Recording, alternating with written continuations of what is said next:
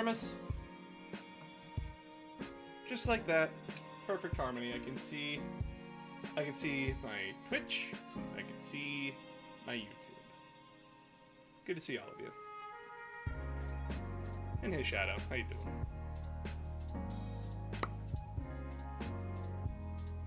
Did a poll today, and we're gonna be painting today because that's the most votes. Out of the 8 people that voted, 4 voted for paint, 3 voted for Halo, and the other 1 voted for Uno. I guess you guys wanted to give me a break from suffering from Uno. Thank you.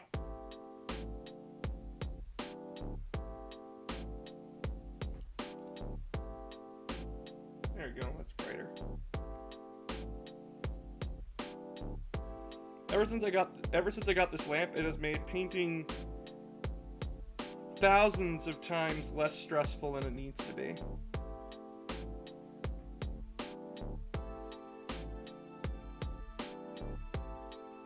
Some legends, and I'm hyped for Saturday because Owl House and Amphibia return. Hyped as fuck.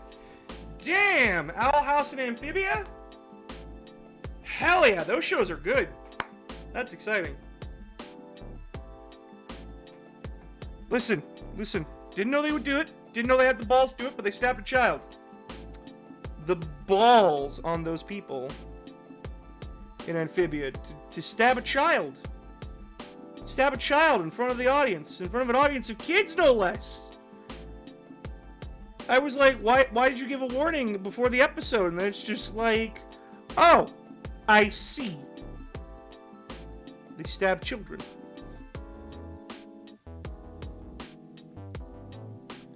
I guess that's something to say about like current Disney shows, is that like they're treating their audience with some respect, with intelligence.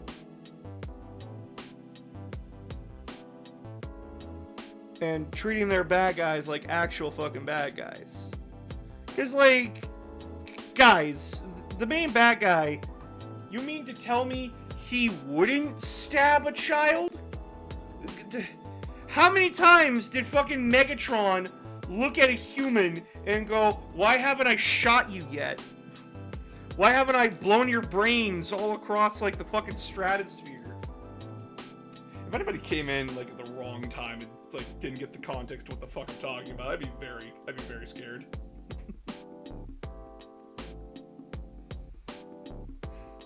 But yeah, like,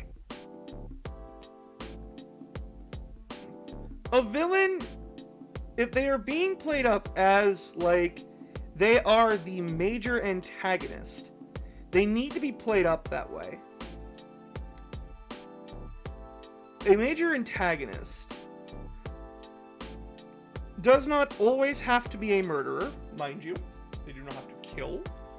But if you have written your villain to be a conqueror, to be someone who is military-esque in mind,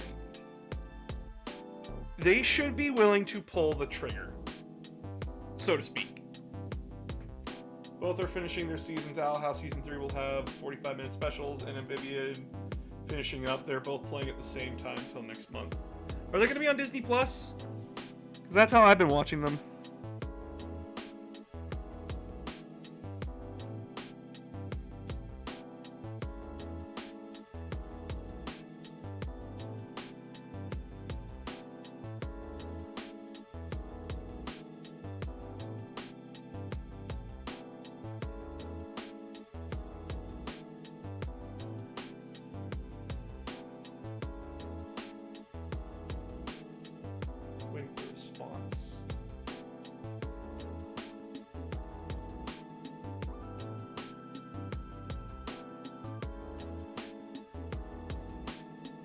Yes, I believe. How much is Disney Plus online? Disney Plus is like $9.99 a month. But yeah, like, back to what I was saying. So like, when it comes to villains, there's a difference between in the main villain in Amphibia and the villain of Owl House and someone like Jack Splicer from Shaolin Showdown. Jack Splicer in Shaolin Showdown is a comedic villain. He's gonna, like, intimidate. He's gonna, like, make fun of, like, the heroes and everything for being goody two-shoes. But he's inept and incompetent as fuck, and killing the main cast is never on his mind, because it's just, like, he's an idiot. And he will just participate in these games because he wants to be a villain that's recognized. But for someone like, the main bad guy in Owl House, and the main bad guy in, Amphibia, the bad guy in Owl House, he's much more in control kind of villain. Like, he's very much, like, very calm, very collected. But, like, when you fuck up in front of him, you fuck up. And he's not very forthcoming with the violence, but, like, he implies it. And he's very much, if it's the easier way to do something, he's going to do it. I.e., in the season 1 finale of Owl House, he fully says, no, I will let you have Ida the Owl Lady and your friends if you give me what I want. And he is honest about it. Like, he does hold himself to his word. Or is he a piece of shit? Oh, yes, totally. Totally. But, it shows what kind of person he is. He is, truthful in that way. Is that he does hold himself to his word. Or he said he would give Luz a chance to save her friends. And even though it was like a 1 in a million shot, he would still let her save her friends, because he just didn't see a point in fighting a young child. It was literally just like, I could break you and I could kill you, but that is literally pointless to what I want. Then there's the Amphibia bad guy. He is a conqueror. He is a king. The second he can go for the throat, he's going for the throat. There was no, like, ifs, ands, or buts about it. Yes, he will play the nice guy, and he will play up a character that, like, oh, I'm like the really nice, wacky, and fun king. But when push comes to shove, he is a murderer. He is a monster, and he will kill people to get what he wants. And that's exactly what happens.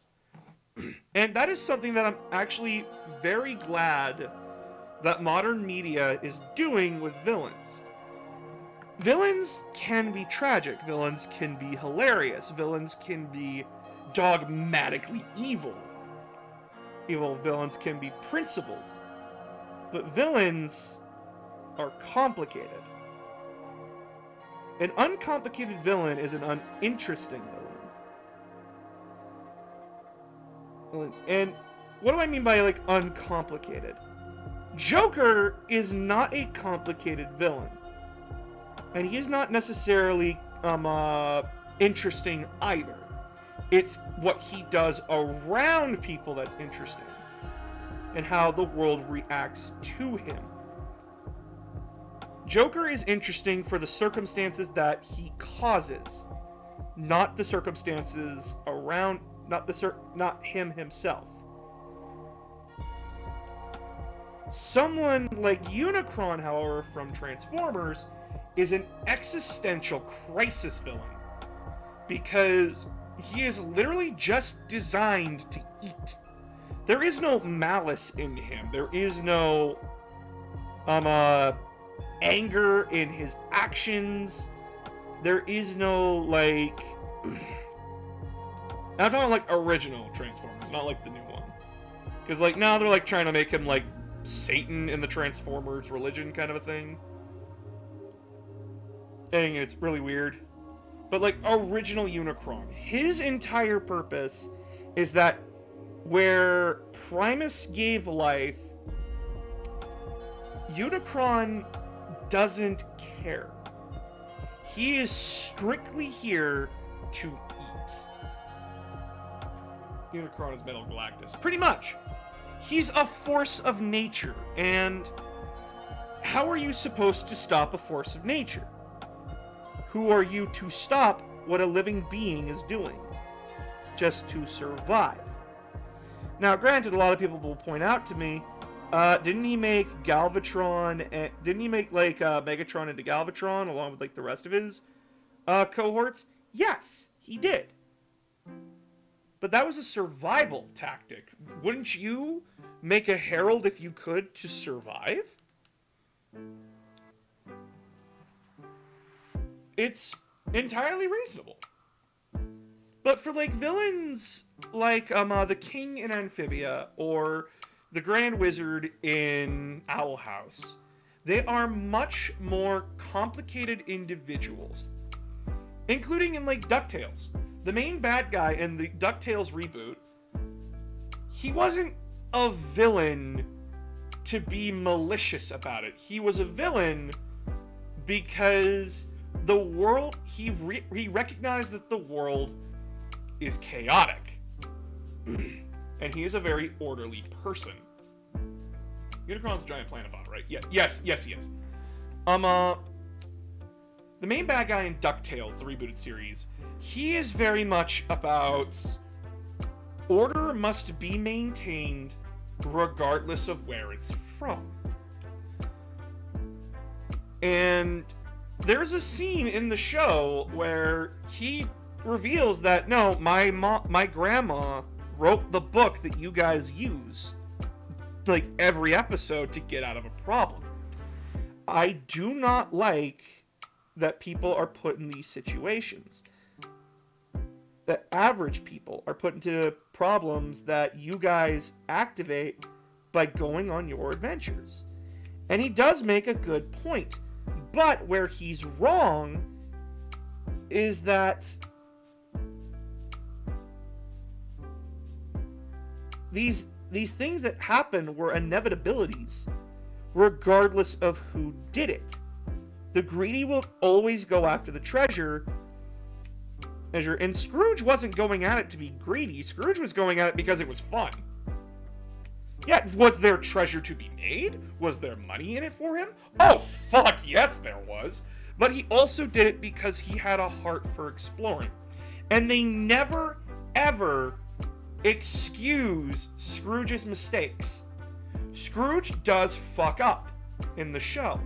But the difference is that he does more good than harm. And he always makes up for it. Why are we talking about villains?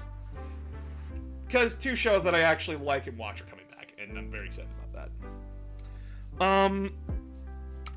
Then there's, like, some anime villains that I actually am very fascinated with right now. One villain I'm very fascinated with right now is One Piece villain, the current villain right now, Kaido. If you don't know who Kaido is, this is a bit of a spoiler, so if you don't want One Piece spoilers, come back within like 10-15 minutes. If you're fine with it, you're fine with it. Kaido is one of the 4 pirate emperors, along with Shanks, Big Mom, and now Blackbeard. And Kaido's been around for a while. And the current plot line is that he's basically taken over the One Piece version of Japan, and essentially he is starving the population out and using them for sick, twisted military experiments. But before all that, we get his backstory with a man named Sengoku. Despite how people think villains should be, it's very hard to make a villain who you can actually respect and understand to a degree. Now they're not excused because you know them, but you get a better understanding. I am long spoiled on One Piece, but still here for the ride. Okay. So, yeah. I'll get to your comment in a second, Channel. So, Kaido originally wanted to take over Wano in a honorable one-on-one duel. However, Sengoku was about to defeat him, but one of Kaido's allies interrupted the fight without Kaido realizing it, and when he was going in for the final blow, he didn't realize till too late that Sengoku was distracted. So his win was a farce. And that tears him up inside. That eats at him. And he falls down into a more vicious state because his victory was not won out of his own strength, but someone else assisting him that he never asked for. And so this feeling, this attack, sticks with him, and he feels like he is not the strongest warrior, but he has to play the part. Now, he is still reprehensible as fuck. He still does all these horrible things to all these people and doesn't even bat an eye at it. But in the most recent chapter of the manga, it happens again, where he is denied, where he is about to lose to Luffy, but CP0, Cypher Pole Zero, the government assassins, hit Luffy from behind, and Kaido, we don't see what he does to this assassin, but it's implied that he kills him. Because Kaido was again denied. And when you are building yourself and your image to be something that you're not, but you want to be that so badly, it destroys a man. It fucks someone up. Kaido wants to be the strongest, but his two major victories against anybody that actually posed a real challenge to him were taken away by people who are dishonorable. He won by dishonorable means. And say what you want about Kaido, he doesn't want to win that way. But he keeps finding himself in those situations. Why does he hate honor but also hate winning the wrong way? Exactly. Why? Because, he still goes through with killing Sengoku in the end. He still works with dishonorable people. So why is this bugging him? Why does this keep pissing him off? Why does he want to die? It's because he can't do it himself. And he feels worthless. That means so much more on a depth level for a villain than anything else that I've read recently. For other villains from anime.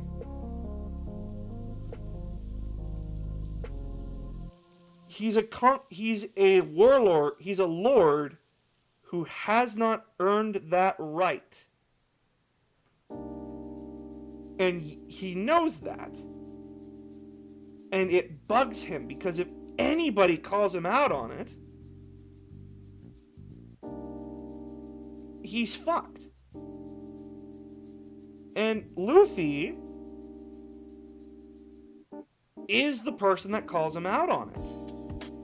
And it's one thing when an average weakling walks up to you and starts talking mad shit. It's another thing when that weakling can hit back just as hard as you can. And don't get me wrong, Kaido is a very strong individual. But if it wasn't for Cypher Pole, he would have lost to Luffy. He was dead set going to lose that fight, whether he liked it or not.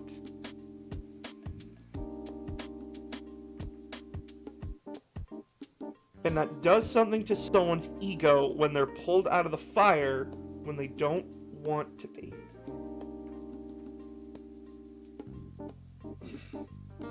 If it's one-on-one, Kaido wins, but how often has it really been one-on-one? Exactly.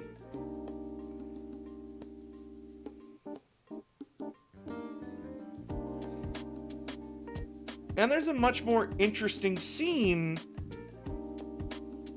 in One Piece, but I can't go into it right now. I want to wait a little bit. But yeah,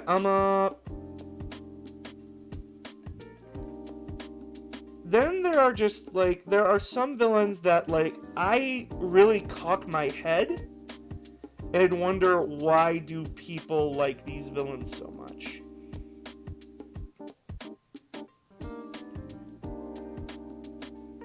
And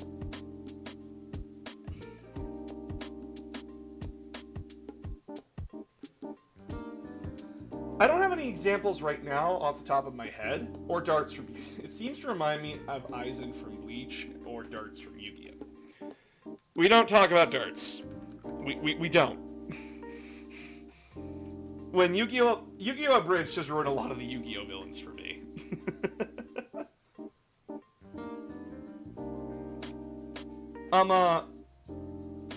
Yu-Gi-Oh! Villains usually aren't very interesting, I want to say.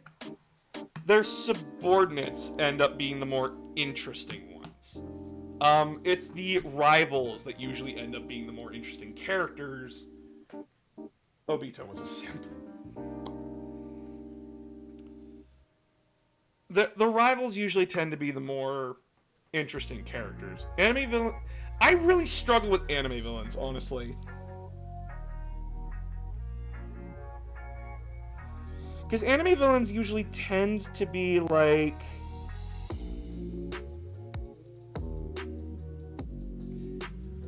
they're either genocidal maniacs most of the time, or they're just boring. Their subordinates end up being way more fun than they are. And it's fine to have a maniacal maniac. You don't have to have, because, like, a villain who's just like, I'm gonna destroy the world, he doesn't need much more motivation than that. He's literally like, I have the power, I'm gonna do it. Like Sephiroth from Final Fantasy. What his characterization is that he believes that he is an original inhabitant of the world when he's not. And he's gone crazy because of it. Seriously, just an idiot. Pretty much. Why people like villains like Pain or even Frieza is actually a very, very... he's a very simplistic villain, but his simplicity is fascinating. Other Dragon Ball villains are either dead or switched sides. Think about it. Every time Goku has fought a villain, they have either died or they side with him by the end of it. What about Frieza? What is Frieza really? Frieza knows what he fucking is. He is a tyrant. He is a lord. And he is to be respected as one. He was raised from the ground up to be a piece of shit. And he knows that. And he loves it. He loves. There are people in this world that were raised by tyrannical, horrible people that became like the nicest, loving people you'll ever meet.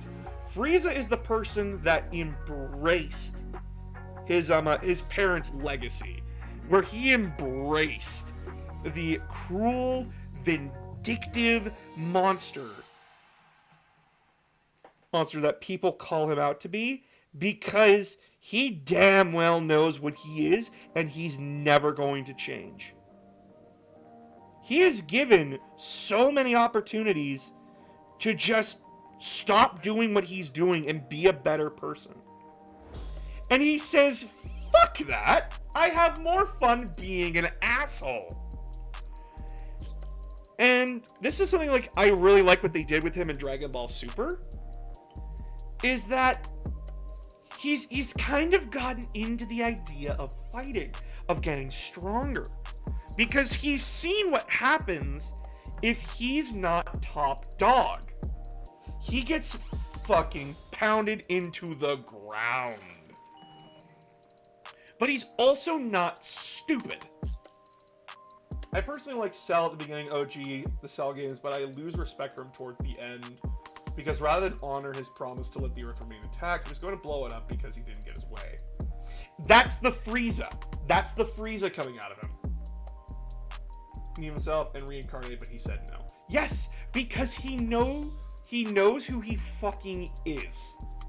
And he's going to die that way. And he's going to stay dead that way. He wants the galaxy to know and fear the name Frieza. Because that's just who he is. Now, does he understand his place in the galaxy? Oh, hell yes. He cowers in fucking fear in front of Beerus.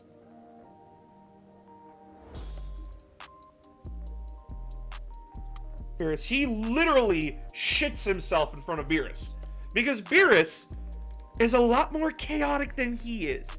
Frieza is lawful evil at the end of the day. He knows that worlds can't just be blown up. He knows that, like, hey, they have to be run like governments. They have to be run in ways. Yes, they'll pay their taxes to me, and I'll kill a few of them here and there. But they still have to function. He is scared of Beerus because the one little thing that sets him off, half a planet is gone, or even worse. Beerus is uncontrolled chaotic neutral. And Frieza is not chaotic neutral. He's lawful evil. Because he knows he's a fucking tyrant. He's gonna rock with it. But he also knows that there has to be a strong administration behind him to keep his empire in check. But his final form is a pain. That's why I like Baby. Baby, he fucking evil. Yeah, so anime villains tend to be very one note for me. And are there good anime villains? Oh, yes, totally so. But villains are a very different breed than heroes are. It is extremely easy to write both a villain and a hero. But there are stories where you have to question, why am I siding with the villain? Why does my mind go like, yeah, he's making sense. A good villain should be the logical extreme. But like when I do Big Bad Evil Guy,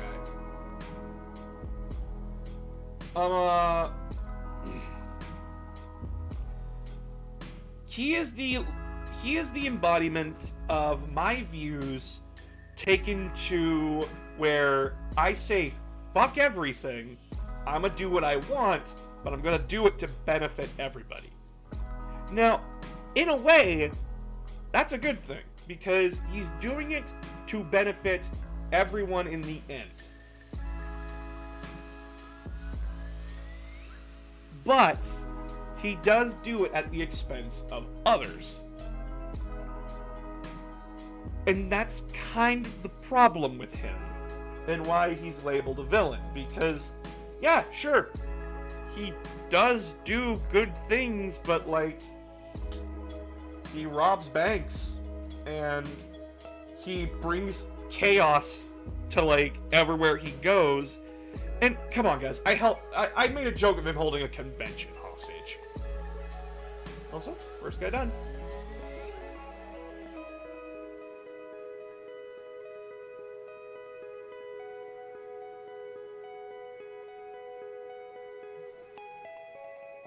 Speaking of villains, my one D&D campaign is about to have its part 3 of 4, or of their final fight with the big villain. Cool! What do you think about the fourth wall-breaking villain that knows they must be the villain and owns it? Fourth wall breaks are a very, very tough thing to nail for me. Deadpool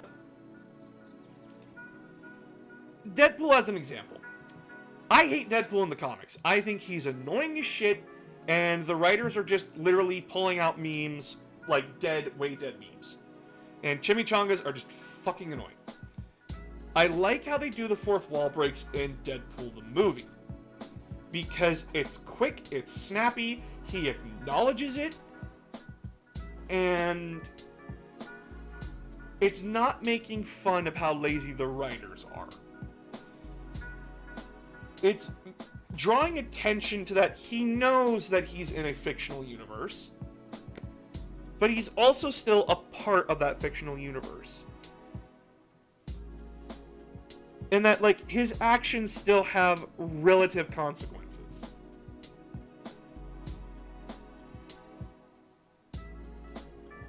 Now, for a villain that is conscious about it, they usually tend to either be really fucking downers, or they usually tend to be evil maniacal maniacs. It's like, who the fuck cares? We're in a story, I can do what I want. I do not like when a villain... it's very hard to get me to like those kinds of villains. And I haven't seen a villain done right that way. When a villain knows that that life is fiction, like they are part of a fiction,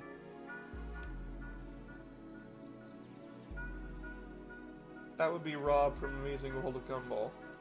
Yeah, Rob knew what the fuck was going on. And I wouldn't really call Rob a villain by the end of it. He was more like... Just because you're an antagonist doesn't make you a villain. But at the end, he tells everybody, like, hey, we're getting canceled and we're gonna die.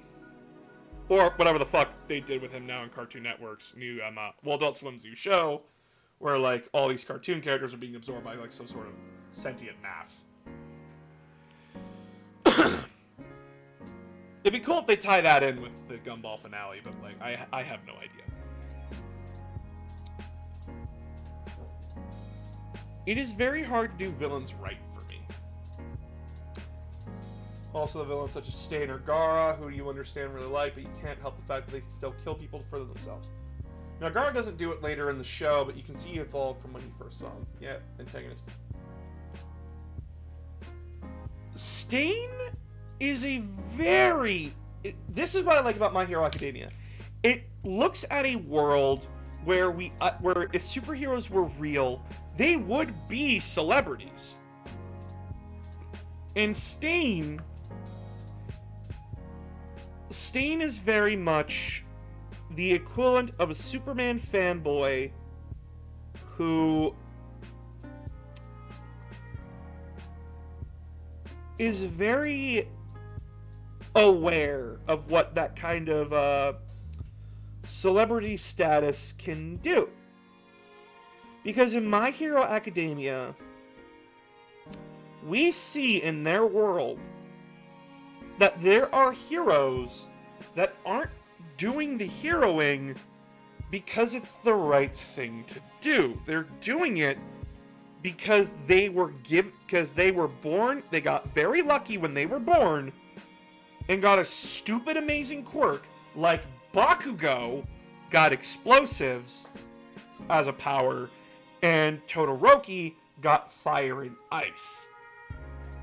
And we're not talking like he just makes an ice cube and like can light a match. No, he is a living flamethrower and iceberg. Saint sees everyone but All Might, as Booster called. That is so fucking true. Now, here's the problem with Stain's ideology. Yes, there are some bad actors among the heroes that are only in it for the money. But then there are others that are also in it for the money because of other reasons. Uraraka, for example. She's in it for the money. But why is she in it for the money? Well, she wants to help her family. A noble endeavor. Not only does she get to help people with her very impressive quirk, but she also gets good money out of it. And that way she can help her parents, who are not well off. Now, Stain would not care about that. He would see her and decry her for being a fake. Because she's only in it, because to him, she's only in it for the money. She's not in it to do it for good because good needs to be done. Which is very flawed, and that is why he bounces so well off of Deku. Because Stain's quirk, fun fact, is based off of blood theory, where your blood type dictates your personality. And based on your blood type, it has different timers. So for someone like Ida, who is his blood type is the one that can be locked down the longest, while Deku's is the one that's the shortest. That's because Ida's is very much more self-determined, but it's also more self-driven, i.e. he's more selfish. Well, Deku, whose blood type is O negative by the way, so me and him share blood type. Deku is a much more giving person and is always willing to put himself at risk rather than others. He's always willing to give more. Which is why, during that fight in the alleyway, Stain, when Deku got in the way, he was shocked that Deku said the exact words that All Might says, that heroes always butt in when they're not supposed to, and made it a stringent goal not to kill Deku. Watch that fight. The entire fight, he is avoiding trying to hit Deku and just trying to keep him out of the fight. Every time he attacks Deku, it is merely to get some of his blood so that way he can lick it and immobilize. He does not want to kill Deku in that fight. And then when Todoroki shows up, he's the same way, because Todoroki didn't come to be a glory hog about it. He came because Deku posted about it, and he's like, oh shit, Deku needs my help. And after that fight where Deku is gets grabbed by a Nomu, Stain does not take the time to just escape and run away. He goes after the Nomu, kills it, and saves Deku, because Deku is worth saving. Stain is still a murderer. Stain is still a killer. But it adds that level of complexity about him. Yes, he does horrible things. Yes, he does make a point. But his actions...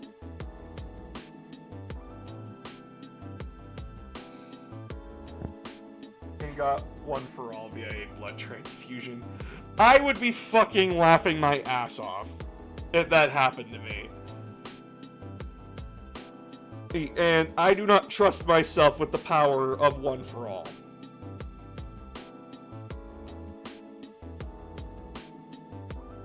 I could not handle that responsibility. Would it be sick to have one for all as a power? I'm not interested in having my limbs broken. I'm sorry.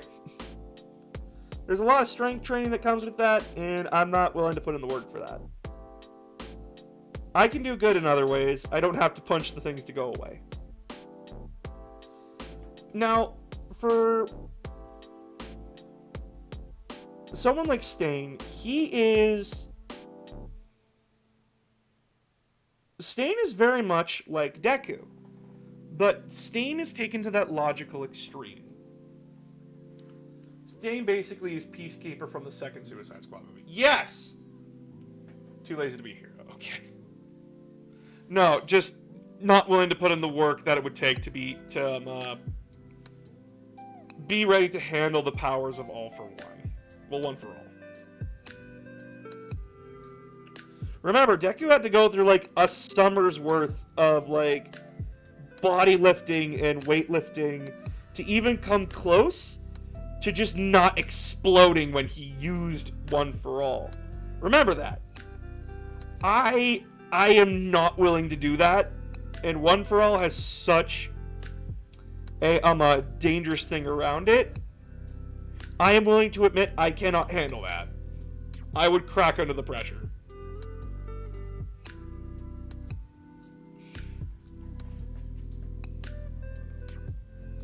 There's a fanfiction where Stain trains Deku after All Might crushed Deku's dream. Yeah, and that's the interesting thing. And this is kind of like my mild criticism of My Hero Academia. I would have much preferred it if Deku stayed quirkless. That there were other ways to be a hero than just being given like the greatest superpower in the world. Now, don't get me wrong, the story is still really good. I still really like My Hero Academia, and I like that, like, I like Deku's character. I like that he's very analytical. I like that, he's very smart when it comes to, battles and such. Like, he's actually thinking his battles through. And I like the dichotomy that his rival, Bakugo, is the complete opposite, who doesn't think battles through, but always has the advantage on Deku because he is aware of Deku's weakness, i.e., he thinks too much and he needs to shut up.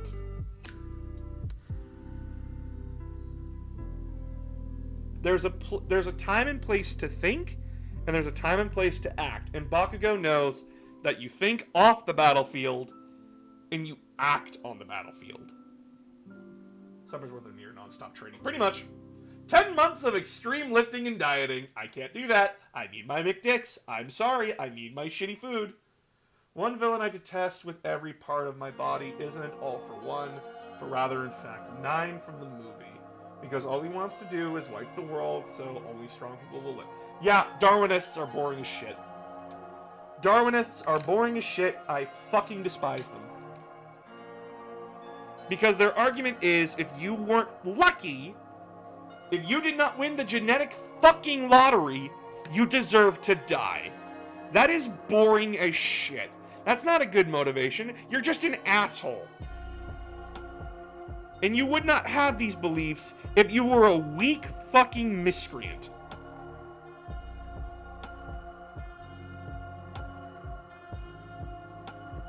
Also, it's very kind of convenient that they keep giving, like, all these villains that, like, have the Darwinism villain trait, that, like, all their powers are, like, fucking, leech-like powers, like, they steal shit and all that garbage, where they have someone like that on their team.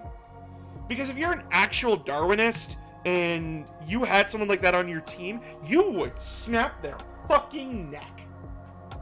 Also, we fought World War II against Darwinists. Pretty much! But, like, yeah, like, every time I see these villains, they have, like, someone on their team who can steal powers. And I'm like, you would snap their fucking neck. Because their power isn't strong, they steal the strength from others. That's not their strength. If you're a hypocritical Darwinist, yeah, then I see it. And usually these guys are. But I still hate them. They're lazy villains, in my opinion.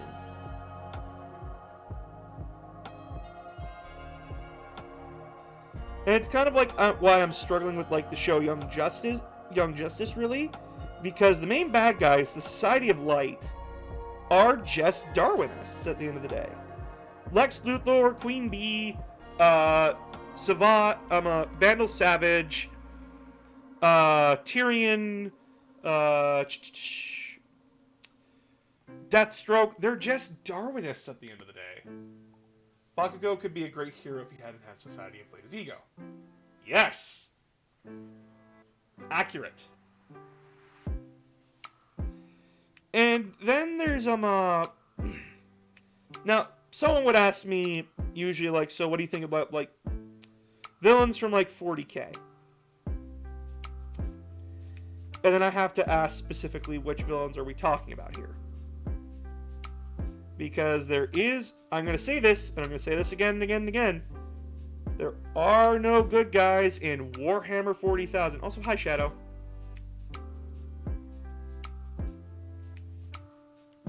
There are no good guys in Warhammer 40K. Of curtain villains who won't push the fight ahead. Pretty much.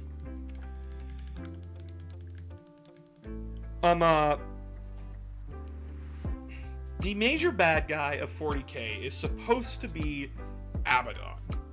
Abaddon the Despoiler. And when you look into Abaddon's backstory, he is a very complicated individual, but he's also very simplistic. Knowing where a villain comes from can help you understand who they are.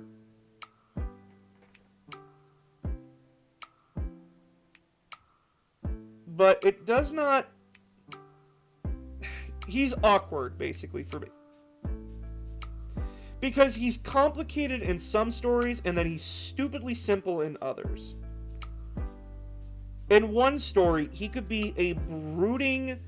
a brooding genius where he knows exactly what the Imperium's going to do, when they're going to do it, and will counter them perfectly. In other stories, he's a total jackass running through ship after ship, tearing people apart. And betraying everybody left and right, because that's chaos. Why the fuck not? It depends on who writes him. Madara was not a Darwinist, he was a moral nihilist, he believed humanity couldn't be trusted to act better and wanted them to slip into peaceful oblivion. Because he's stronger, he keeps having others to give him power, but he got backstabbed. Like, I hate characters like that. Pretty much.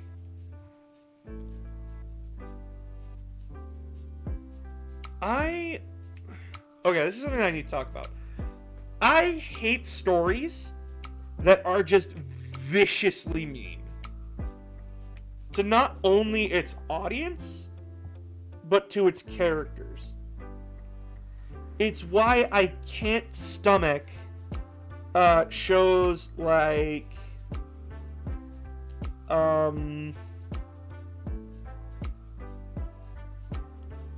God, I need an example.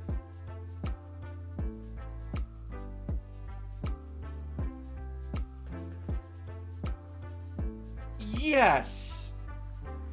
I can't stand those stories. Redo of Healer, do not watch Redo of Healer. I know, don't watch it! Those stories piss me off something fierce. Shield Hero is another one like that. Shield Hero is just vindictively mean. Don't help him? Like, at fucking all? They don't come to his defense. They don't do shit. And now I know like in real life there are people that wouldn't do that. Like you have like friends that would like sell you out in a fucking heartbeat.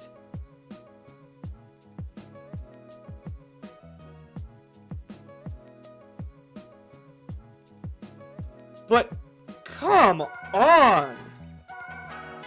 And then like the main character himself becomes a fucking asshole.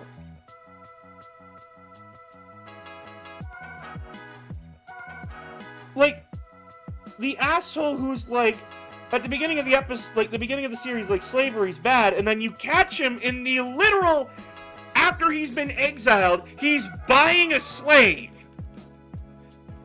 He's doing the very thing he bitched about an episode ago. Oh, yeah, the other three fucking heroes are stupid as shit. Have you watched Bofuri? It's very lighthearted. I have been paying attention to anime and manga like Nagatoro-san, Hitomi-chan is Shy Around Strangers, Komi-san, and My Dress Up Darling. Why? Because they're simple, they're not complicated, and they're lovely. Oh my god. Oh my god, you like the anime where the girl treats the guy like shit? Nagatoro is a very, very good manga. And by the way, fuck any person that calls himself an anime fan and says that and defended the Nagatoro can't be black thing because her voice actor's black. Fuck anybody that says that. They're fucking cartoons, guys. They can be played by anyone. And the voice actress herself is a very lovely individual.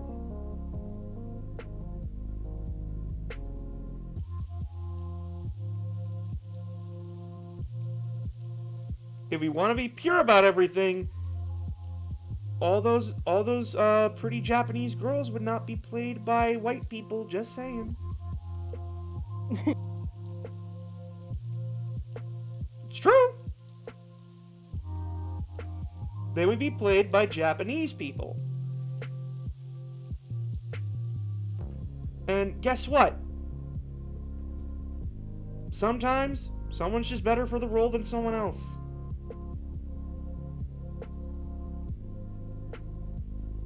Now, granted, have I watched the Nagatoro dub? No, I just like reading the manga more.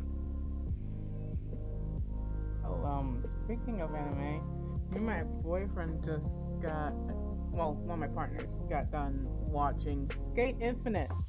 Oh, Skate Infinite? That anime where like a fantasy portal opens up over Japan? No, this is about skateboarding. Oh, that one. They pushed the boundaries on that one. Oh, yes, that is. Ooh. Oh boy.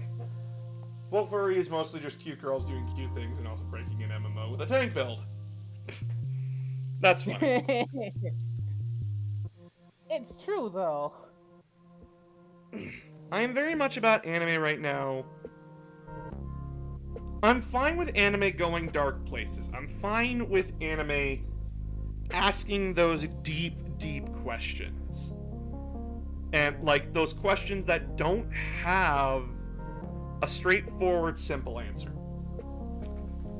I am fine with that.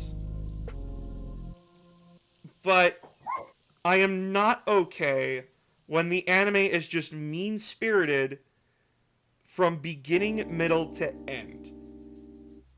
And then a lot of you are going to be like, then why do you like Konosuba so much? Konosuba knows it's full of shit. And it does not pretend to be anything else. It does not lull you into a false sense of security like fucking, Goblin Slayer does at the beginning. No, it straight up says, no, Kazuma is a piece of shit. He's a horrible person. And Aqua, Darkness, and Megumi are just as bad. But they're lovable idiots. It is not shy about how fucking stupid they are. Aqua is literally fucking useless. Darkness is literally only adventuring because it is a way for her to get her sadomasochism out. And Megumin is a fucking dumbass who saw someone do a really cool thing and then aspired to be the one-trick pony. Kazuma is the only one in that party with any little bit of sense when it comes to financial responsibility, and he's still a jackass because he's a pervert, and he gets his comeuppance about it more than once. But the anime still, Konosuba still goes out of its way to show that there are likable traits about Kazuma, Aqua, Megumi, and Darkness. Darkness is 100% loyal to her friends. She's still, like, a very nice person. Yep. Megumi, she is very self-driven. Yes, she's a one-trick pony, but she's not afraid to ask for help when it's warranted. And she knows she can't do everything by herself. Aqua?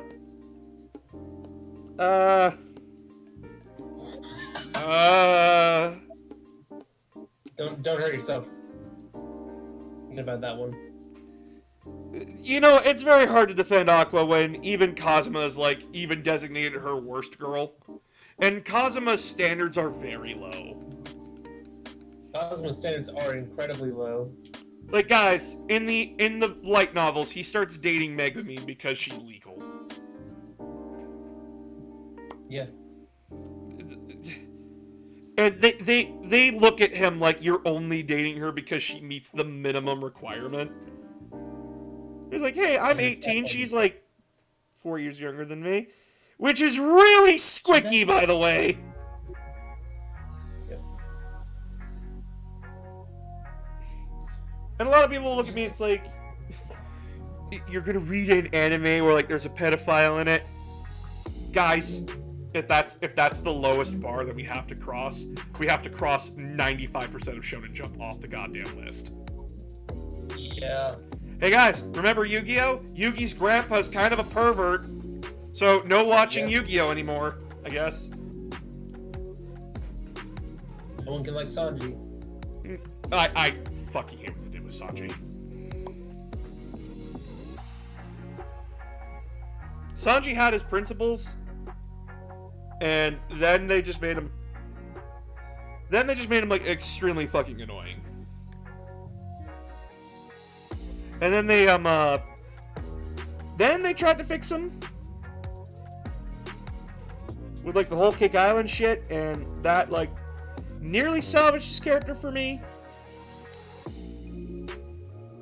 And there's a lot of damage that recent One Piece has done that I can't get behind. Now, am I still gonna read One Piece? Fuck yes, I'm on this boat ride the entire time. I'm just not gonna like a specific character.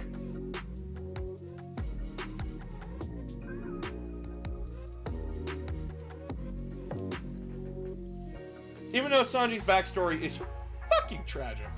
Guess EC from DxD is out too. Yep. Now don't take that as me defending those kinds of actions. No, those kinds of actions are fucking terrible. And rightfully deserve criticism. And that is a trend that needs to be killed in Japan.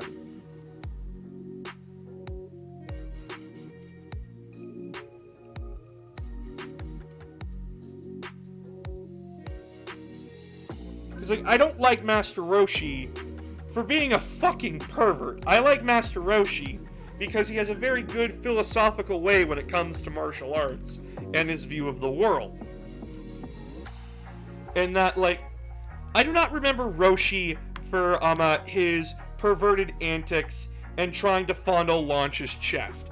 I remember Roshi because when he looked at Tien, a clearly struggling young man, he didn't just abandon him or, like, was vindictive towards him. He looked at him and said, "You don't honestly look happy being a killer." And basically steps down because he's like, the new generation is taking its proper place and I should not stand in the way. But don't go full purple guy from My Hero Academia. Yeah, don't go Mineta. Don't go Mineta.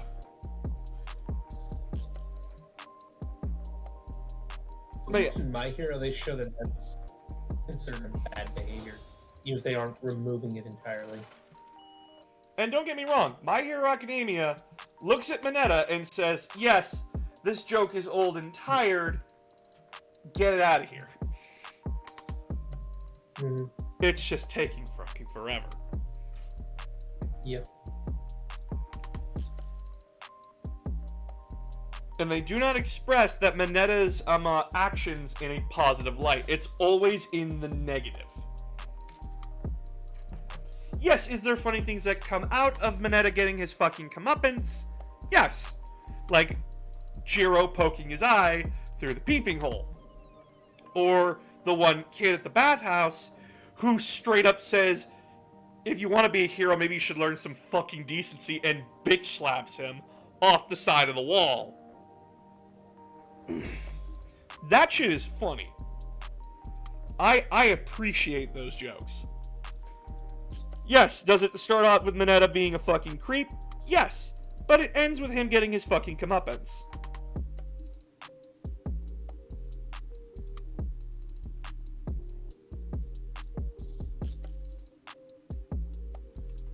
The recent One Piece lost my interest because, as opposed to the beginning of the series where you get to see each character have a spotlight,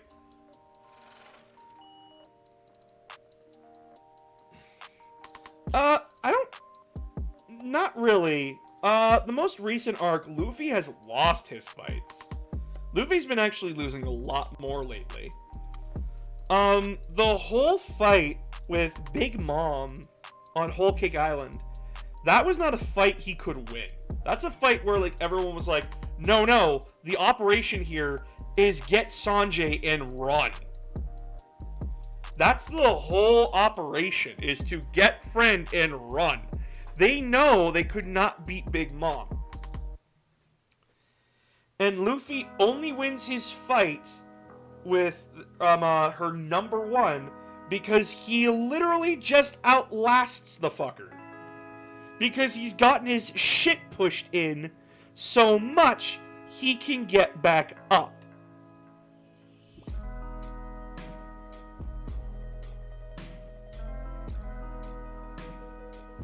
That's the only reason he won that fight. He never even... Yeah, Katakuri. He beats him by just being able to exhaust him. Remember, Luffy does not land a single hit on the fucking guy. And Katakuri is a very interesting character, by the way. I like Katakuri. And it's sort of that thing where, yeah, Luffy has not been winning a whole lot. He fought Kaido 5 times now. And he's lost every engagement with him. That's not Luffy winning, that's him losing.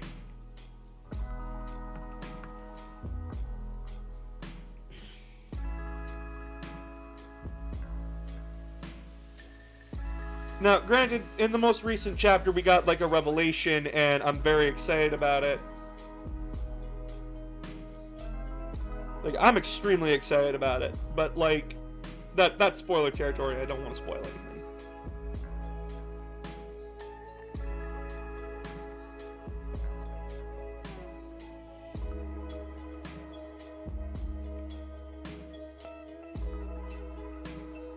Held back in a way. Yeah, oh yeah, he held back. Don't get me wrong here. He held back in that fight.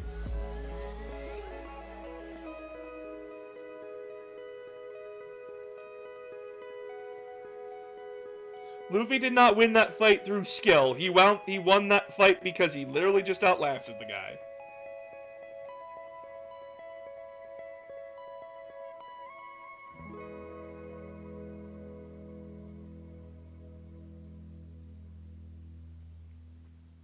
I just hate what recent One Piece has done to, like, characters like Nami and Robin.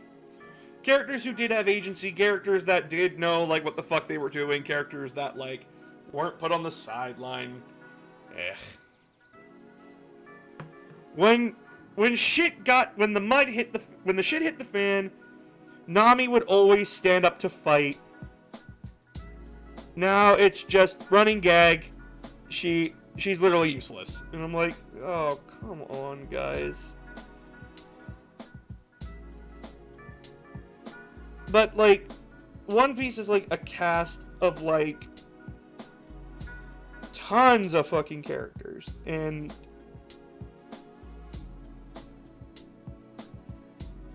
what the fuck are you supposed to do, right? Would I like Nami to have more of a character again? Oh, fuck yes. But I feel like One Piece is reaching endgame here real soon.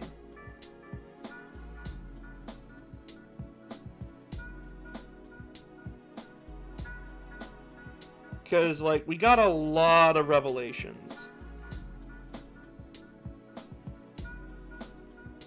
and none of them were good. What do you think about characters like Hajime from Era Farida or Shokugoyo de Sakaki Sakakyu? I don't know those characters. One moment. Give me a minute. Don't worry, I have the internet on my side.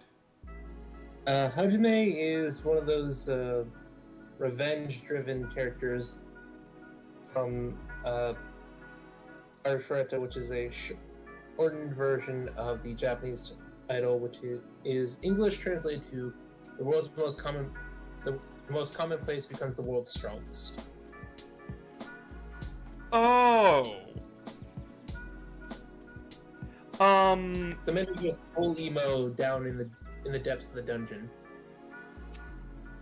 I don't get to comment on it if I haven't seen it. Mm-hmm. That's usually my MO when it comes to media. It's only fair, honestly. If I haven't seen anything on it, I don't really get to talk about it. Because, like, how fair is it if I talk about something that I have no idea about, right? Yep. It's like me talking about, like, the new Batman movie. I can't say if it's good or bad because I haven't seen it. And it would be dishonest of me if I decried it or sang its praises when I haven't even seen what the fucking movie's about. All I know is that all I know is what I've been told, and what I've been told is that it's very much focusing on Batman being the world's greatest detective, and Riddler's involved. And I'm like, okay. Do I have any interest in go seeing it? Not really. I really don't care if, like, it's really good or not. It's another fucking Batman movie, and I am sick to death of him. I am sick of Batman. I am sick and tired of everyone sucking Batman's dick. Does Batman sell? Oh, fuck yes. I do not blame DC for shilling out the Batman bucks. Am I fucking tired of Batman? Oh, yeah. I fucking am tired of him. I am tired of Bruce Wayne. Get him the fuck out. Give me Jaime Reyes. Give me Blue Beetle. Give me my boy. Not New 52 boy, pre-52 boy. That boy was good. I like Jaime. Jaime's a good kid. I like Jaime. I will fight for Jaime. I stand for this man. He is a good character, and he deserves fucking respect.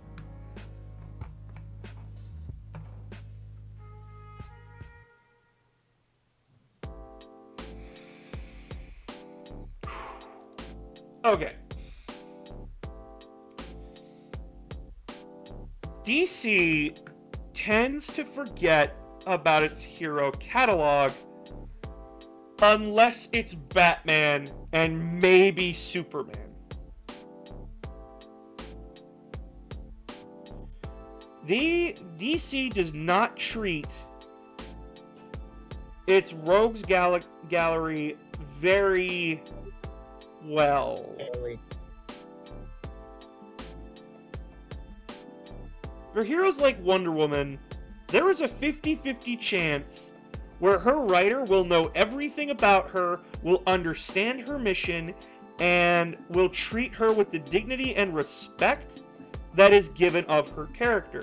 I.e., her character in among the original trio of her, Batman, and Superman is that she is the middle ground.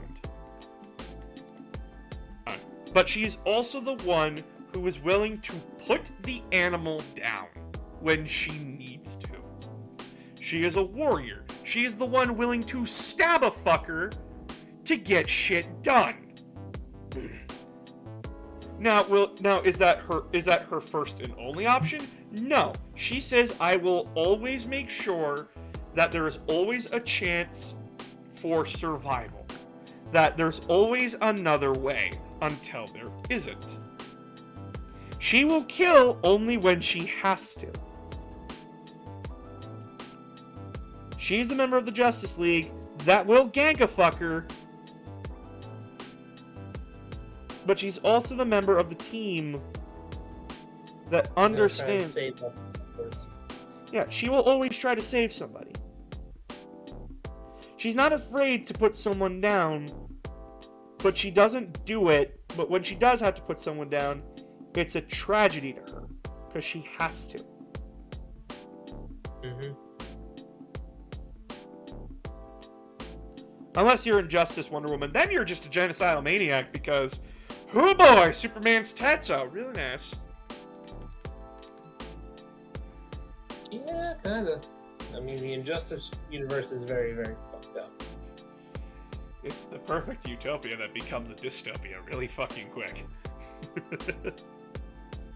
How easily it can be become so.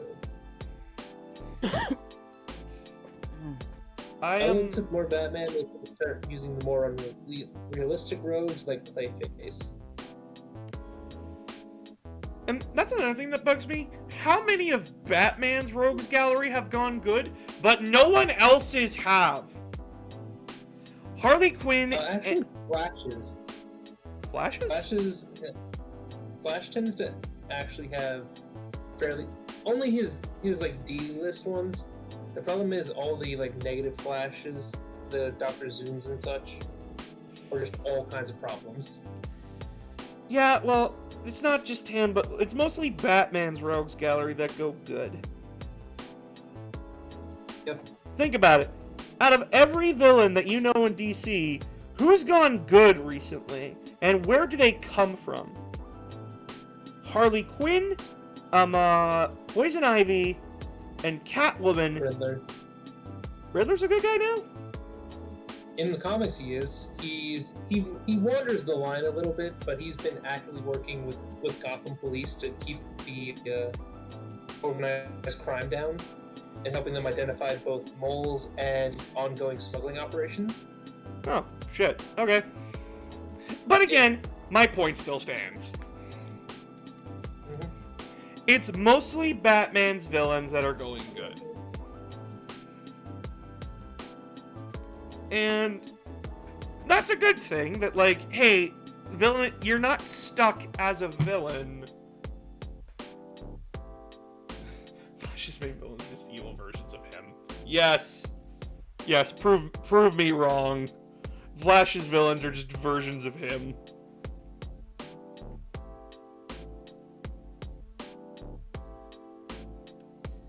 I am tired of seeing this Batman dick sucking, basically.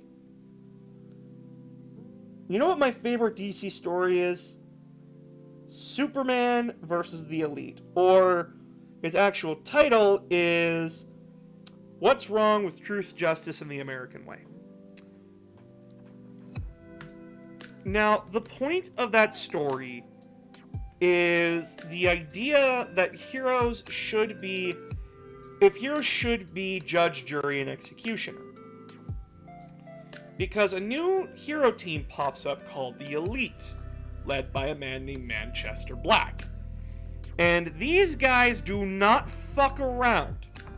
If you commit a crime in front of Manchester Black, he will make your head explode. Why? Because pieces of shit need to be dealt with. The cancer of society needs to be cut out. He also has a guy that can nuke a country, a girl with parasites that will eat people, and a drunken wizard. A good guy recently, maybe. Bizarro's weird.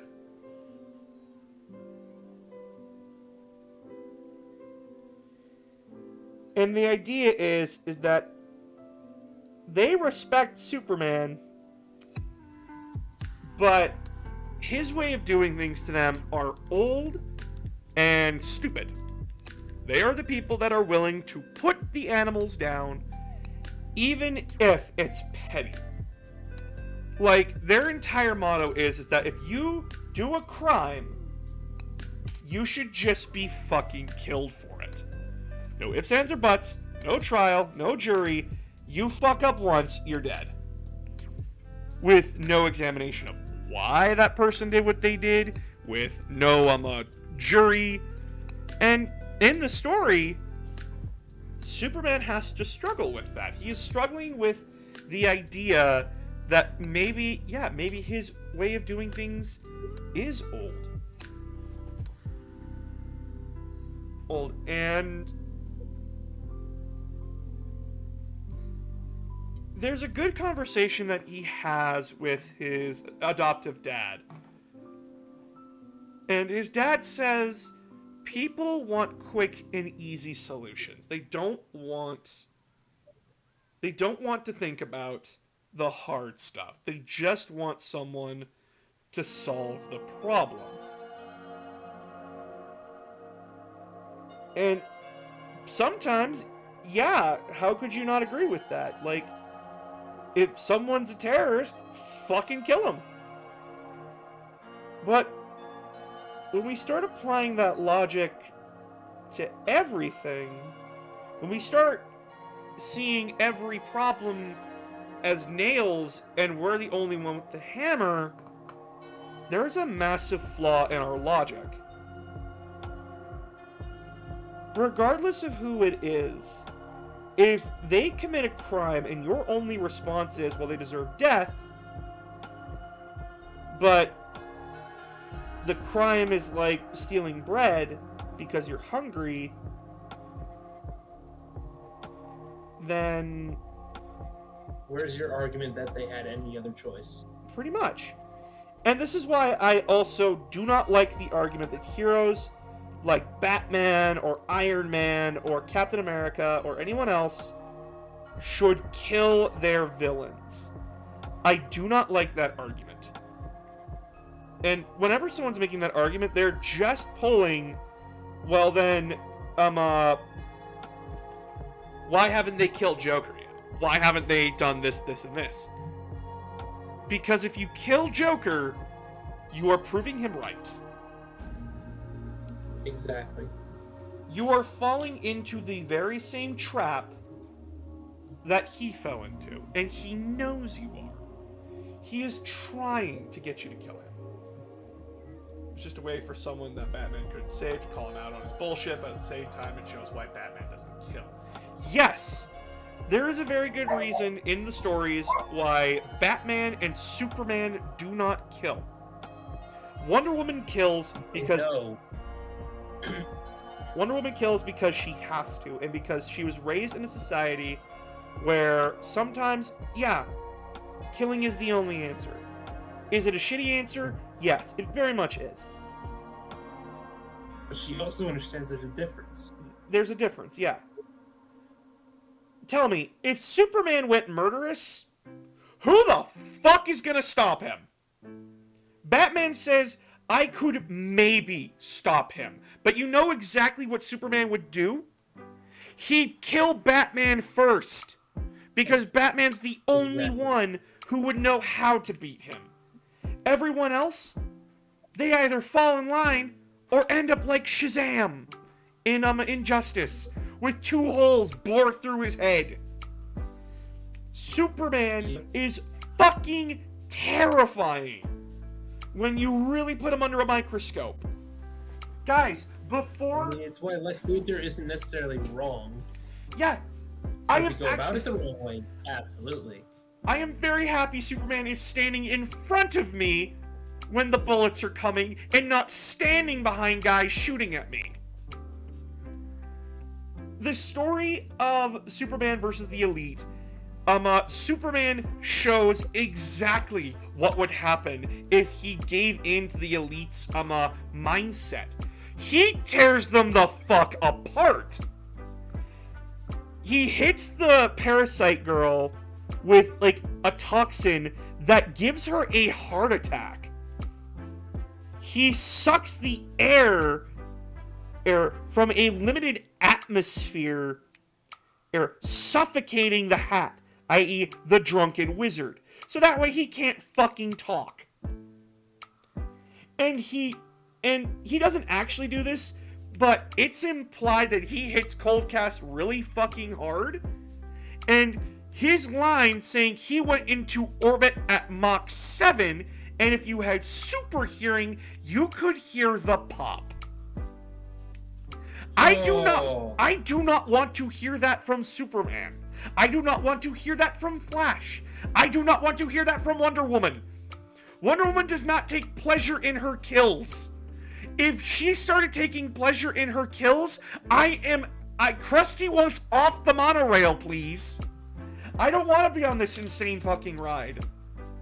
And that is something that a lot of people nowadays are misunderstanding.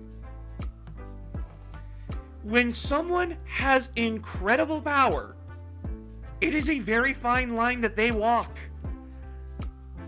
Because Superman is invulnerable to bullets, his only weakness is magic, and a rock that you can't get your hands on very easily.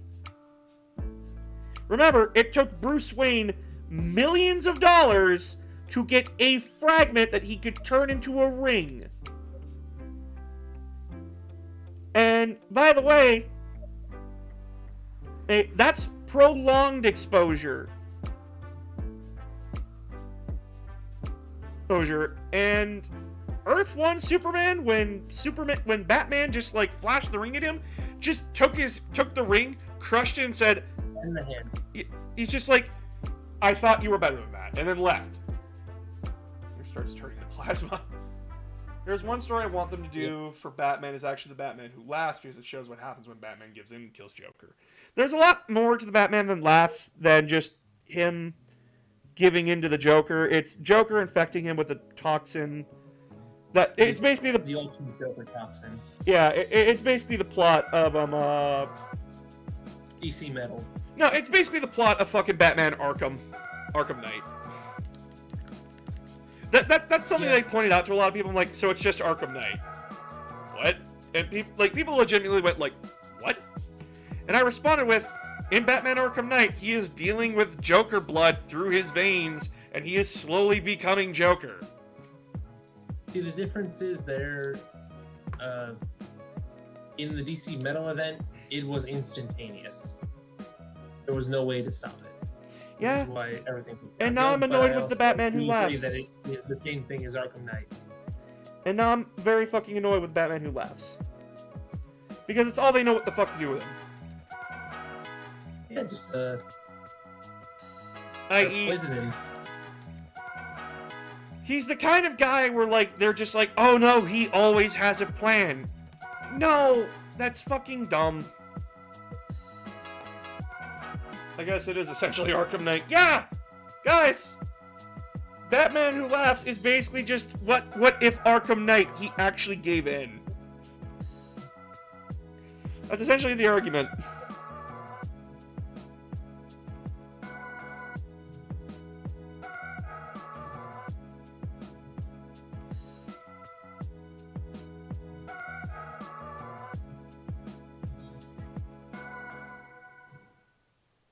But yeah, I get very bent out of shape when people are just like, well, why doesn't he kill? Or, why doesn't he do this? Why doesn't he do that? Okay. Then what stops him from doing it again and again and again? And then looking you in the eye and saying, "What? Give me a reason why I shouldn't kill you." The idea is the slippery slope. When you do it once... I think it's best said in the animated Under the Red Hood movie. Batman flat out tells Jason Todd to his face that he absolutely would love to kill Joker for what he did to Jason. But he knows the moment that he gives in, he is on the slope, and there is nothing to stop him from doing it again and again and again. It's the idea... I have read the story of Conrad Kurz in Warhammer 40k. That is the exact thing I don't want to happen. If you do not know the story of Conrad Kurz from Warhammer 40k, he is Batman on fucking steroids. And without without the limitation of I'm not going to kill. No, he is vindictive and he is a murderer. The entire story of Conrad Kurz is that where every other Primarch at least had someone to teach them, he learned through his innate ability of eating things and gaining their memories. He learned how to talk by eating corpses. That is how fucked up he is. And that was when he was a child, who also had to dig himself out of the ground.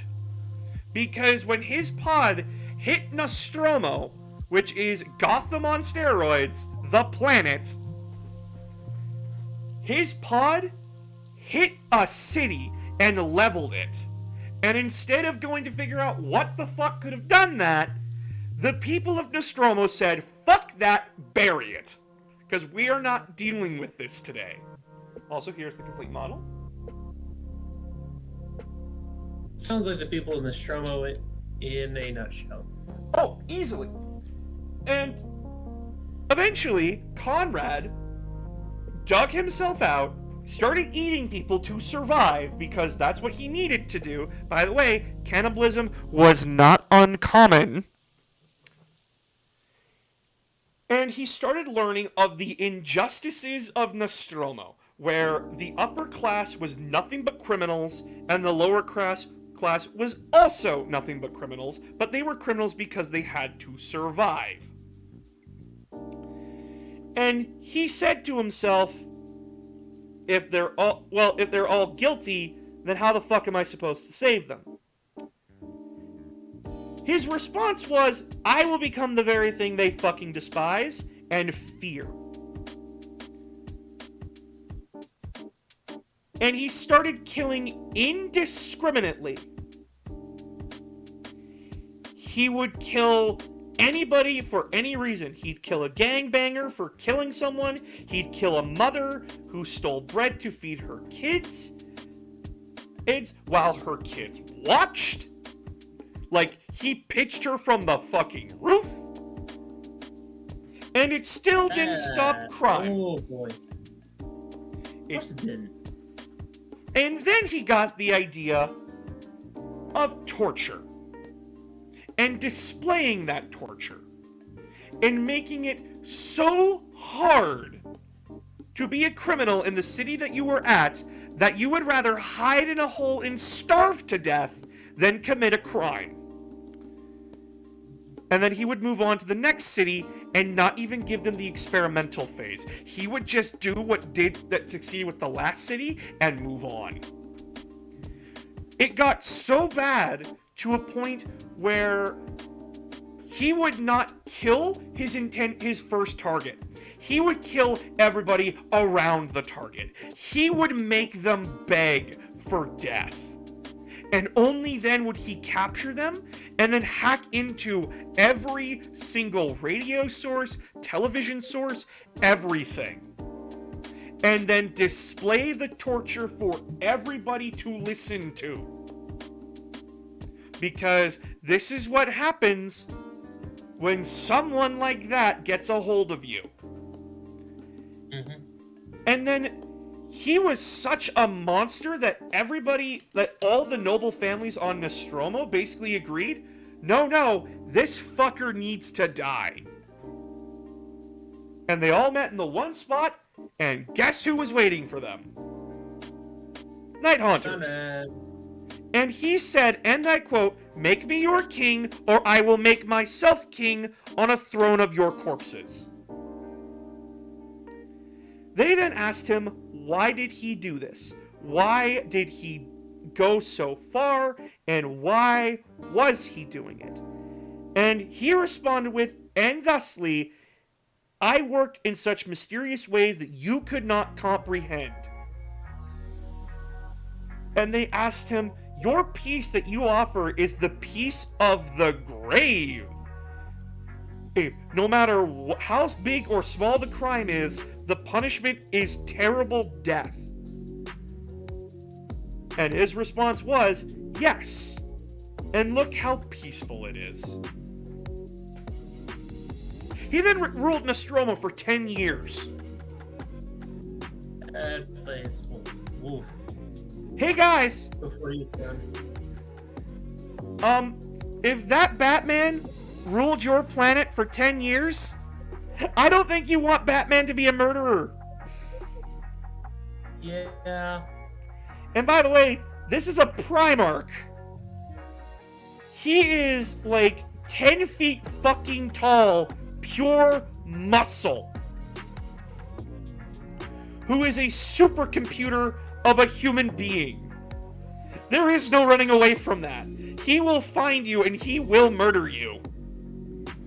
Actually, one show I like is Invincible because it displays what happens if Superman didn't have no kill rule and if he was sent to conquer the planet. Fucking hell! Yeah, guys, there's a reason why I say heroes should not kill. And I got pushback on that TikTok that I made. People gave me pushback. And all I could say was, read Nighthunter. And you'll know exactly what I mean. Was Nostromo a good place? No. No, it wasn't. As Conrad put it, it is a place of scum and villainy so wretched and foul, it is better burnt off the face of the galaxy. And that's what he does in the books. He burns his home planet because the second he left, it fell back into status quo.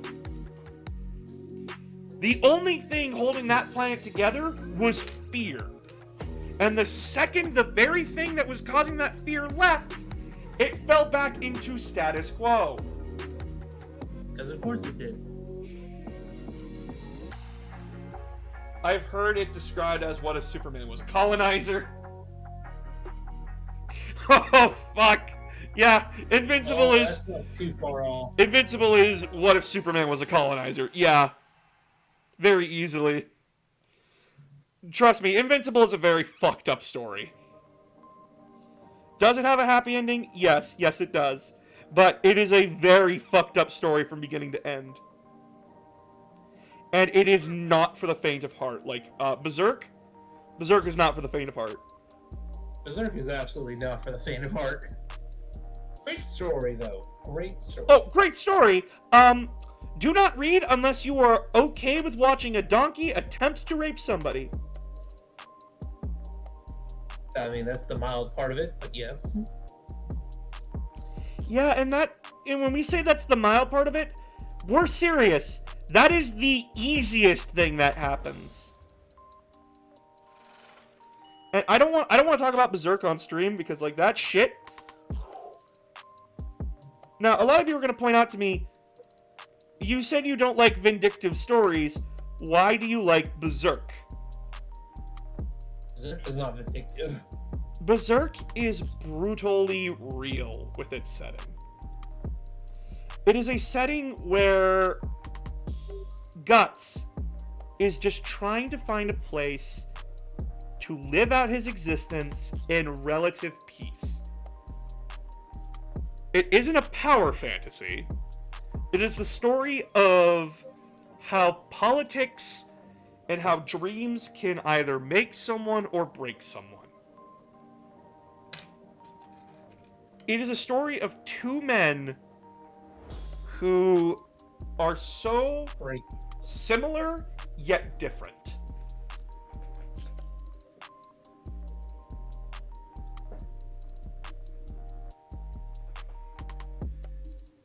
There are two men in Berserk. There is Guts and there is Griffith. Griffith is the man with the plan. He is perfect. He can do no wrong.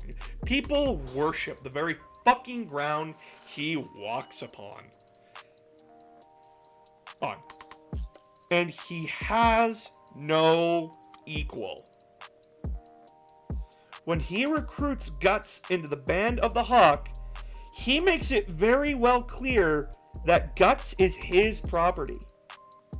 He does not see Guts as an equal. He sees Guts as sort of a pet. As someone that he can control.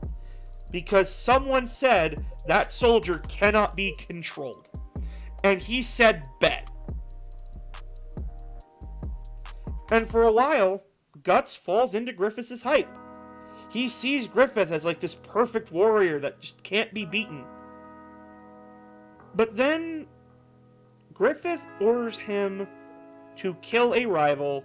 And at first, Guts is all on board with killing a rival. He's like, nope, this guy's getting in Griffith's way, and hey, and he's kind of a dick already, so I'd be doing the rest of the world a favor. He ends up killing that dick's son. And the son is the nicest boy you could ever meet. And Guts runs him through. Because he was a witness, and he had to die. And that fucks Guts up. He does not see Griffith as this good person anymore. He sees it for the lie that it is. Griffith has a good goal, but the means do not justify the end. Because an innocent child who is not his father died for his father's sins, basically. And Guts was just the instrument to do that. And guess what Griffith was doing while Guts was committing that? He was talking up the princess.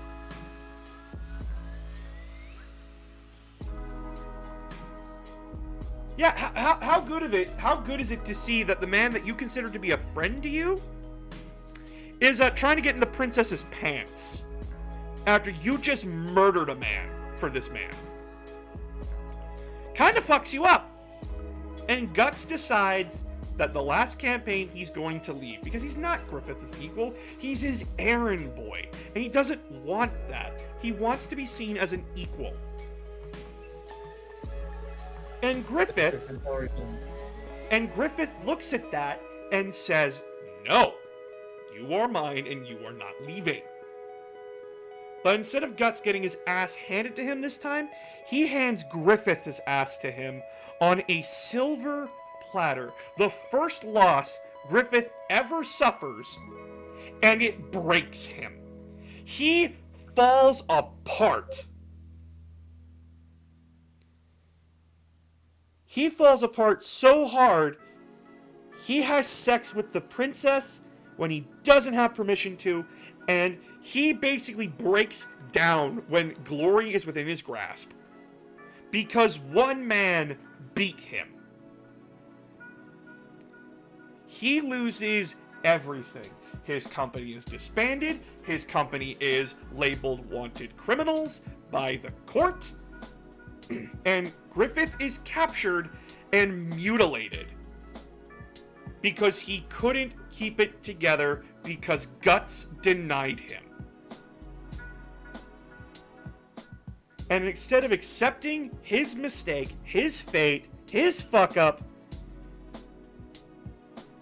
Griffith shows the kind of person that he is when after Guts and everyone saves him, that he is willing to sacrifice them to achieve his dream and becomes a god.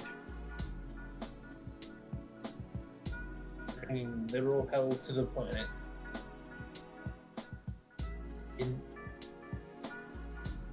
Guts came back to save Griffith, not because, like, oh, that shithead's got himself off in shit. He came back to save him because he saw Griffith as his friend, as his equal. Guts comes back because he's a bro.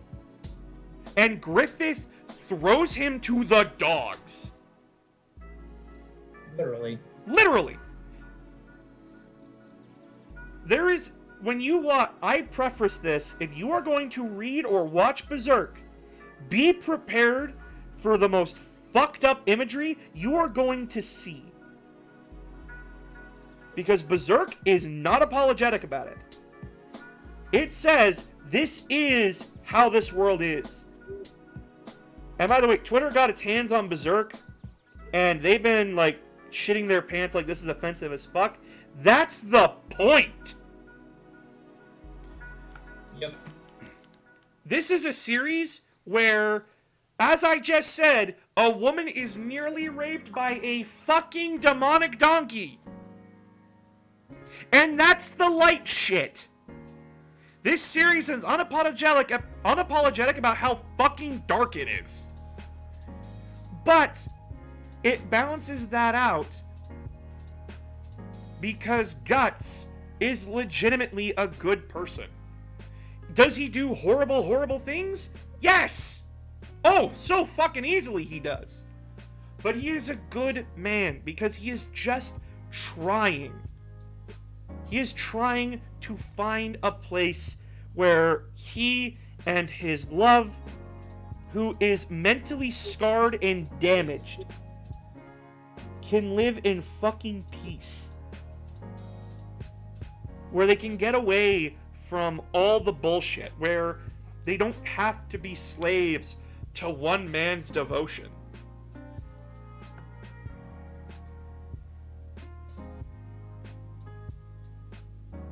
And we see slowly that Guts in the series is building a small family. He's rebuilding it slowly. Slowly. He lost a family, and he's not going to lose another one again.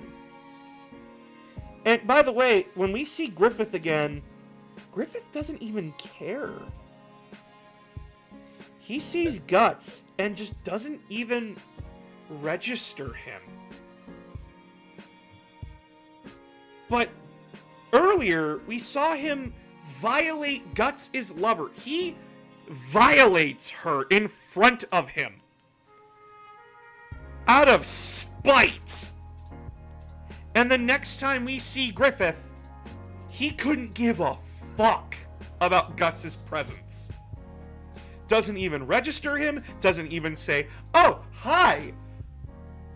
Doesn't even insult him. Just doesn't register that Guts is there at all. And that pisses Guts off. Like I said, if you're gonna read Berserk, be fucking prepared. It is extremely brutal. It is extremely dark, but its message is loud and clear if you are paying attention. What's up, babe? Hi. Sure, why not? Can I have chubby chicken burger and 2 fries and Sprite? Yeah, the stuffed fries. No. 7-Up is Pepsi. Anyway, you know, I just realized Griffith is like the devil from the Bible, if you think about it. Yeah, he very much is. The message of Berserk is that there is most definitively evil in this world. People are complex, they are complicated, and people are fucked up. But there's also good in the world. There are good people in it. There is good to be had. We just have to find that good through the darkness. And that is what is so enthralling about Berserk, is that it does bring you to the darkest fucking places that it could possibly bring you. But it also, after you walk through that fucking valley, it does show you there is good in the world of Berserk. There are good people in it. There are complicated people in it. Griffith is very much a complicated individual. And that's what makes his downfall so fascinating. Because when you read Berserk, you are reading it from Guts' perspective. When you read the golden years of Berserk, it is entirely told from Guts and Mikasa's perspective. And they see Griffith as someone to be admired and someone to strive to be. And that is perfect. But as well, they show that someone as perfect as Griffith isn't perfect. He is just as flawed and human as the rest of us. He's just better at hiding it.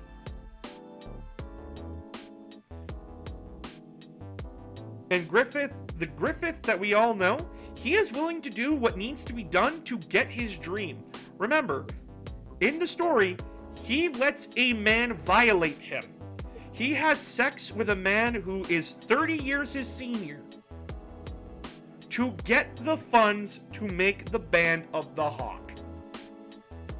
Yep.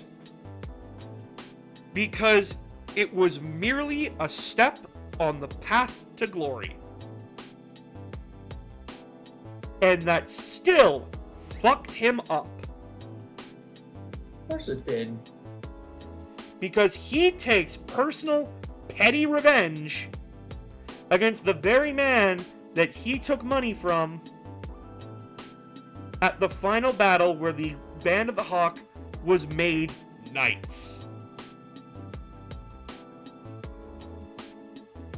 And he goes out of his way to tell this man that you were just a stepping stone on the path to glory for me.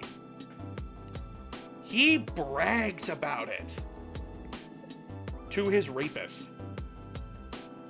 That he said, oh, I don't care about him. But obviously he fucking did. If he's bragging about it.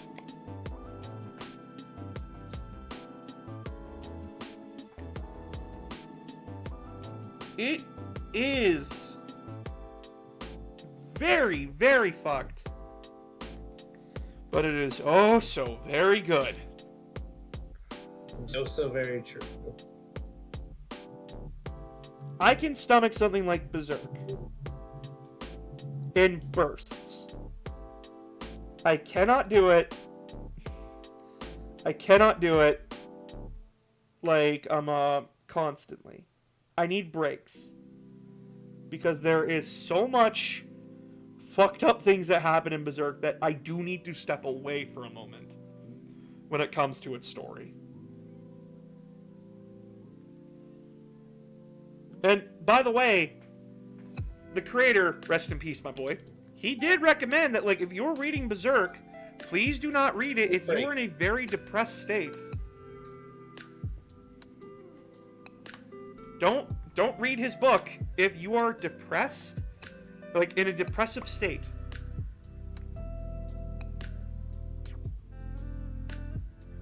Because in your depressive state, you're going to miss the message that there is good in the world. Now, is Berserk extremely badass? Oh yeah, its fights are hype as shit. Mm-hmm.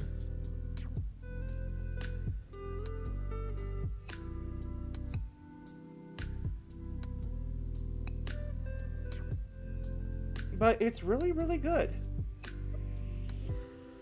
And Twitter's Twitter. Twitter's gonna bitch about shit.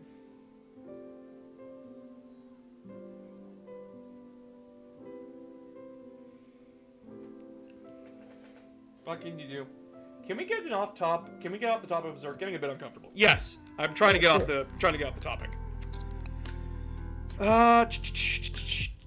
Positive topics.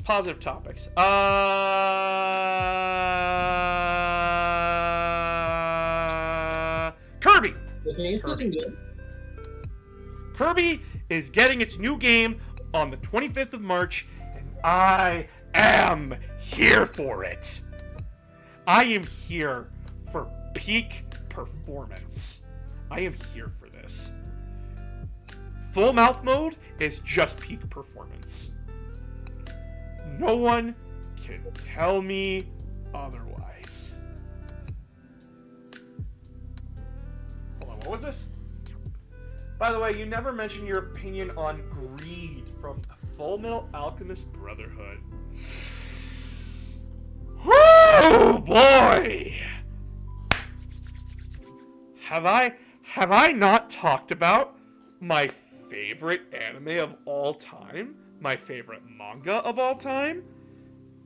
Have I not talked about one of the best depictions of a greedy person?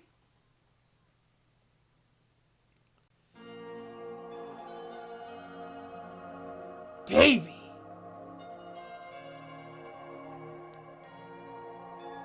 I'm just going to say this right now. The creator of Full Metal Alchemist, she is a fucking genius.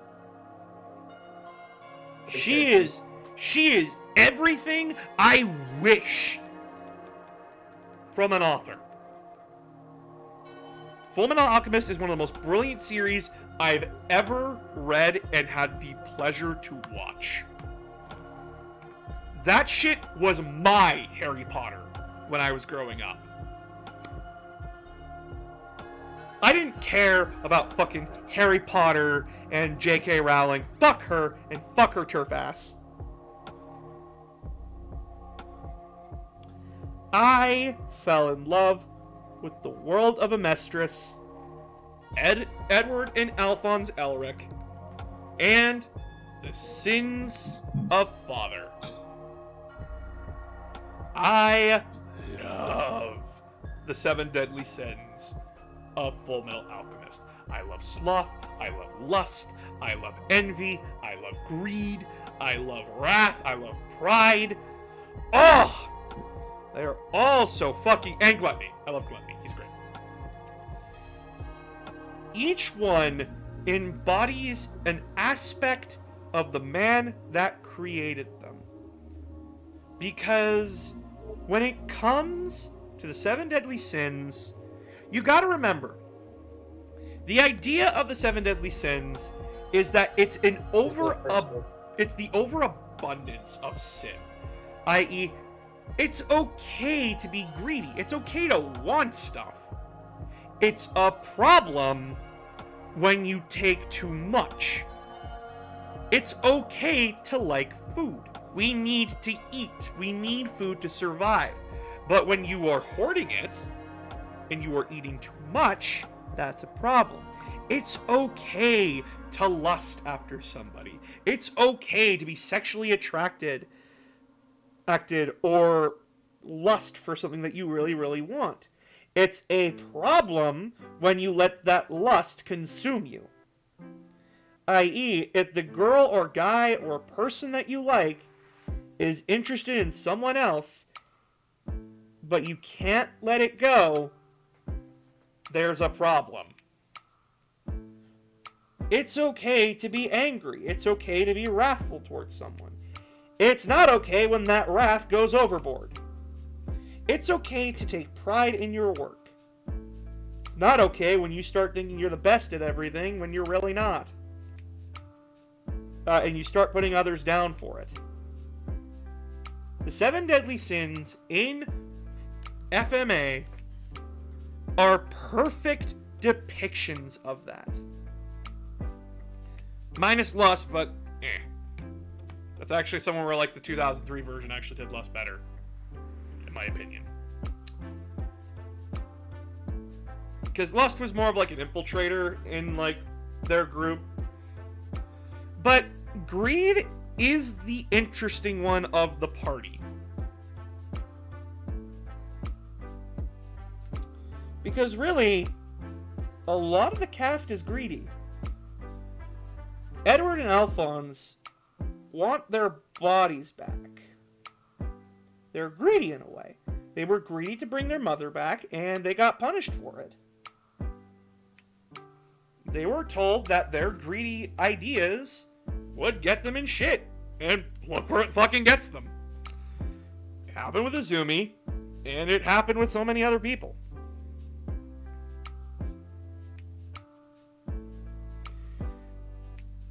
And greed in the series is very much just a creature of his own nature.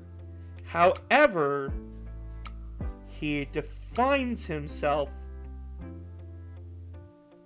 by how he operates. When something is his, he is loyal to it. Does he have the negative aspects of being greedy? Oh, yes, easily.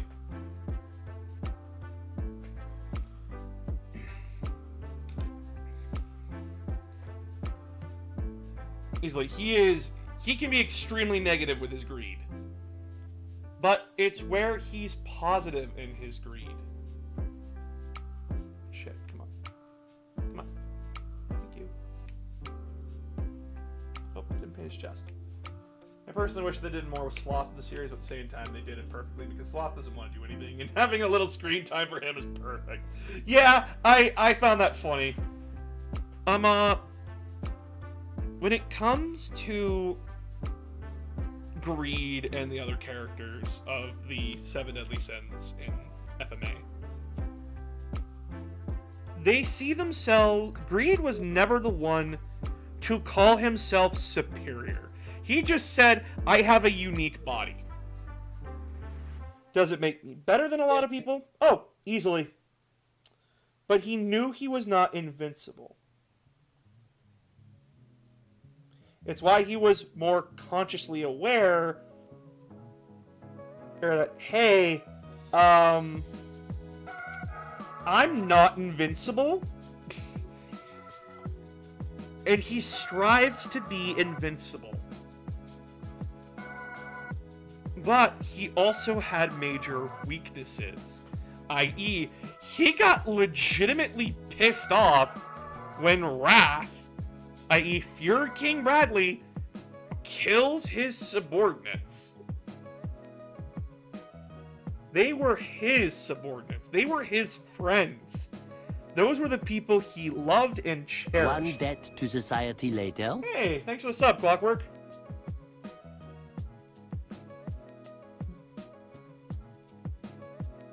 And yeah, he got legitimately pissed.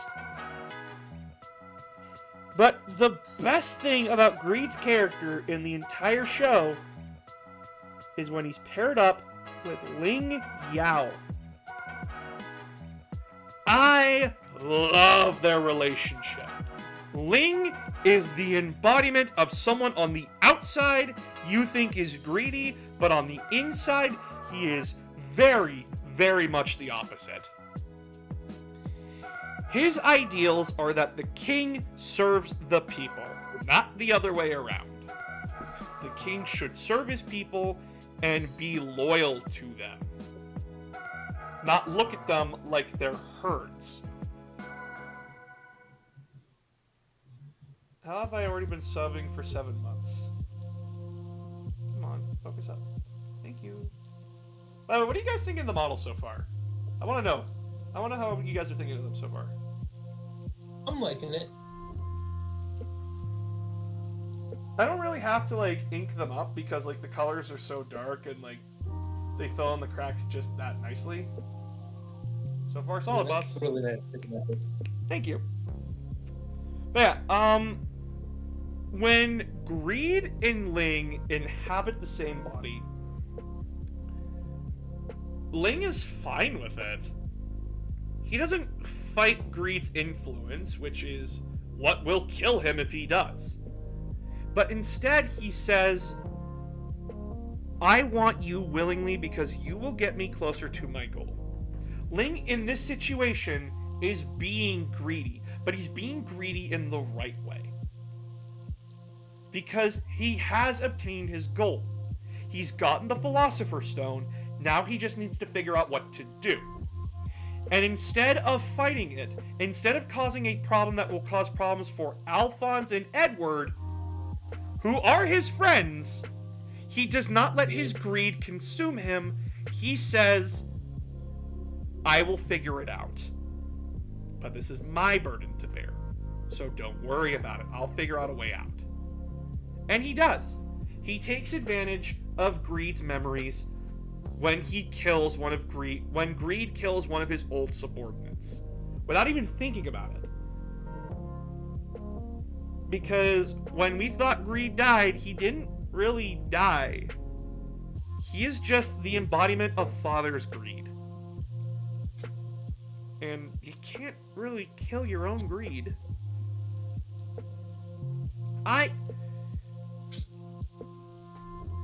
We are all greedy in our own ways. I am greedy.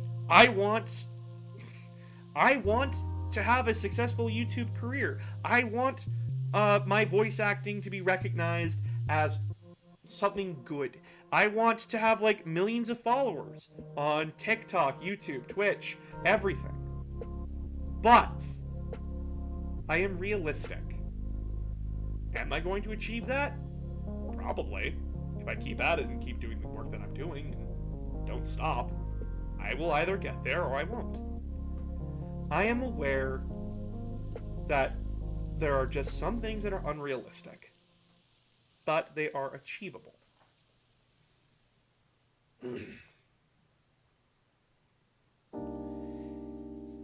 Ling, in the series, when we first meet him, is very much, he lies, he cheats, he cons people out of money, does greedy shit all the time, but it's when we learn why he does that. He's a very smart person. He sits down and eats with people because that's just what he does. Yes, he basically puts the bill on them. That's because he's an illegal immigrant and he doesn't have money. Now, is he going to eat that person out of house and home? Oh, most certainly. But he also learns a lot about people by talking with them. It's why his fight with Bradley in the arc where they're trying to capture a homunculus is so poignant. He looks at Bradley and doesn't hate him, but pities him. Because Bradley sees everyone as inferior, where Ling sees them as they have more potential than you ever could. And that a king should serve his people. And Greed does call him out on that. Like, hey, you're kind of greedy, buddy. We're all greedy in our own little ways. You want to become king and help your people. What a greedy thing to want. I'm just honest about it. Because, guess what? Greed has never lied. Yep. Not once in any of the series has he ever lied to anybody. Think about what every other homunculus has done, minus sloth and gluttony. Every homunculus outside of those three have lied. They have cheated. They have let their arrogance get above them. Lust gets killed because she plays with her food. She gets killed because of her own arrogance and lust for the torture. Bradley gets killed because he underestimates his opponent. And that he believed humans are not willing to change. Guess what? Scar does change. He does change his thinking. He accepts that his way of thinking was wrong and flawed after it was challenged. And it wasn't an immediate shift. It was slow, but he changed. It took a long time. Envy. Envy is one of the most powerful homunculi with one of the most disgusting abilities of shape-shifting.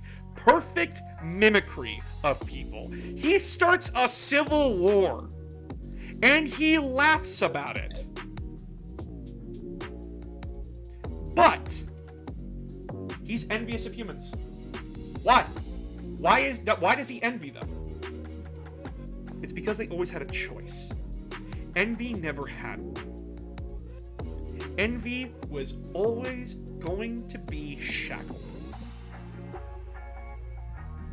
What about wrath? What about pride? They put on facades. They fully admit it. They fully fess up to it. Now, they still lied. It's just that the most interesting part about wrath, about Fuhrer King Bradley, is when it comes to the topic about his choices. Isn't Envy a girl? No, Envy is a drawn... Pretty much gender non-binary, if I really wanted to specify. Because they can shapeshift. They don't identify as any gender. They just are Envy. I refer to Envy as he, she, they, whatever. The anime, tends to call him a boy if you're, the English dub, but the Japanese refers to Envy as they a lot. Yep. It's all up in the air. Wrath is a very interesting character because he knows he's a tool. He accepts his place in the world. He knows that his entire life, in retrospect, is pretty fucked up. But the one choice that he did have was the person he chose to marry. He legitimately loved his wife. He legitimately loved Miss Bradley. Hi. I'm gonna adjust the camera here so I can eat and talk to my audience. You guys are gonna hear me eat. Sorry. I'm starving. I haven't eaten. I hope you guys are fine with that. I have food. Look at this food. It's good food. Yeah, just stand on that side and... Sorry, guys.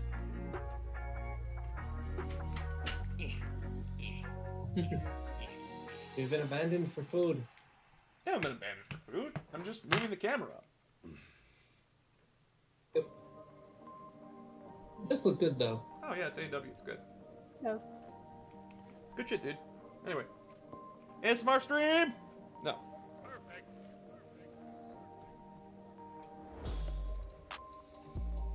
Hi! Anyway. Bradley is interesting because we get to know a little bit about him and his wife. We don't learn a whole lot, but we learn just enough. We learn what we need to know. Bradley picked her out of a crowd and said, no, I am attracted to this. And then actually had to work for it. She says he was kind of an idiot when it came to dealing with people, but he did something that caught her eye. And it wasn't because, like, oh, lust went after him, or envy did something. No. There were parts of Bradley's personality where he was very genuine about who he was. That stuff about him, like, meeting with Edward and Alphonse, it wasn't just because they were sacrificed, it's because he legitimately liked them as people. Because Edward was a bit of a shock. He was a 13-year-old who became a state alchemist. Why would you not be interested in that? He was a human that defied expectation. Especially for a child. Now, granted, he still saw Edward as lesser, but he still genuinely liked the kid. He liked Edward, I don't give a fuck personality. Yes! By the way, Edward holds a spear to this fucker's throat. Without hesitation. And Bradley just holds up his hand telling his guards to, like, nah. This kid's got some balls to do this. And then we learn that he's already cut the spear. But he's interested in Edward because of his ballsy personality. And whenever he does comment on Edward, he says one of our finest state alchemists. He never belittles him. He never talks down to him. He tells him verbatim, no, you are one of the most impressive alchemists. Because he worked for it. Bradley respects the work ethic. Now, is he still flawed? Oh, tremendously so. Is he still an asshole? Oh, fuck yes. You don't tremble at Mace Hughes' fucking burial, and say like, oh, his daughter, I wanted to cut her the fuck down because she's annoying. No. I will stab a motherfucker. I will not let you dare touch Mace Hughes' daughter. And then there is pride. Selim Bradley. Selim has the most devastating power out of all of the 7 deadly sins, and that is basically shadows. And his shadows can be sharp, razor sharp, that can destroy mountains, so long as there is light. But he is too prideful in himself. He is too prideful in his abilities. His entire fight with everybody, he constantly fucks up. When he's in control, he is only in control until his own arrogance gets the best of him. Remember, he gets stuck in a fucking dome for 70% of the final arc. He is stuck with Alphonse for a good portion of the books.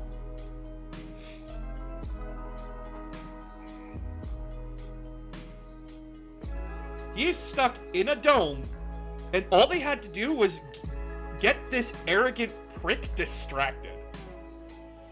And just poke the pride a little bit. Like, wow, for someone so powerful, you really are an arrogant jackass. Or just what Hohenheim did. And so, how's daddy? Kind of a thing. The villains of Fullmetal Alchemist, minus the one-offs, are really, really fucking good.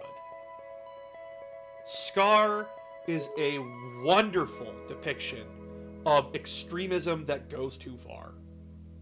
Well, just extremism in general. He does not see the Amestrians... He sees every Amestrian, especially every State Alchemist, as guilty for what they did to his people. Instead of looking at the leadership. Now, do the State Alchemists have a place for the blame? Oh, easily so. Roy Mustang's got a kill count, guys. A civilian kill count. And he knows it. The difference is... The difference is the justice that's handed out. Scar just kills indiscriminately. Where's the justice in that? There were people that never served in Ishval, and he kills them. He attempted to kill part of Mustang's squad. People who did not participate in the War of Ishval. He killed State Alchemists that never were even near there. People that aren't guilty of that crime. Now, does he still kill people that were at Ishval? Oh yeah, he does. But, as his master said, where does the killing stop? Why is it indiscriminate? Yeah. Oh my god, Major Armstrong! Best boy! My boy! Yes. Best family. They don't show it in the anime very well, but in book 15, I have the book right here. I can read the page. This is what made me love Armstrong more than anyone else in the entire series. Where is it? Where is it?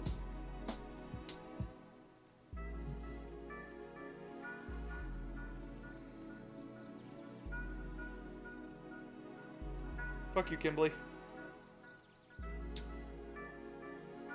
We all hate Kimberly. Yeah, we all hate him.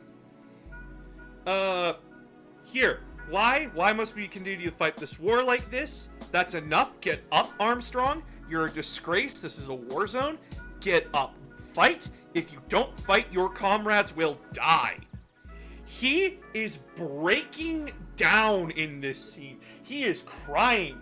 This man, this fucking tree stump of a man is broken, holding a child's corpse. He is broken. And he is dragged off the battlefield in disgrace. Because he refuses to participate in an unjust war. Not just the war, specifically the slaughter of the civilians. Exactly. It's not the civilians' fault. The extermination campaign was entirely fucked up. It's just that he's much more emotional about it. He's the one that's showing the emotion that everyone else is feeling. Would you consider Major Armstrong as an example of positive? Yes! Yes. Oh my god! He's the best example of positive masculinity. He does not doubt anybody for their body. He does not shame anyone for it. He does not shame anyone for showing emotion. He encourages it among his officer corps. And he is very loving and caring towards people, but he's also fair. when Edward and Alphonse fuck up, he does not belittle them, but he does say, no, you did make a mistake, but we will work together to correct it. Armstrong is there for them the whole time. And he does feel ashamed about being dragged off the field at Ishval. But it's not because, like, oh, I didn't kill enough people or I was a coward. No. But he thought he could have done more had he stayed. Yeah. Could have convinced more people to stop. Exactly. And he saw himself as weak for giving in to that. Not because, oh, I couldn't kill people, but because I had the power to do what was right, and I collapsed.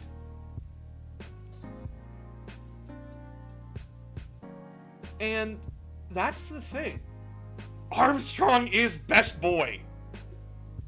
I love Alex Louise Armstrong, and his character throughout the series is to be that positive role model for Edward and Alphonse. That, like, hey, it's okay to be emotional. Not everyone in the military is an emotionless dog, like Hawkeye tends to be when it comes to people, because she shuts herself out. But oh my god, Armstrong good. Now his sister, on the other hand, whoo! His sister, I will give, is a brilliant military tactician, but she is not a good person. That's the thing, though. When you pay attention to how her soldiers talk about her, there is respect. Mm-hmm. Only Armstrong without sparkles? No, she does have one. She does have a sparkle. When she's standing stoic. She rarely uses it. She rarely uses it. But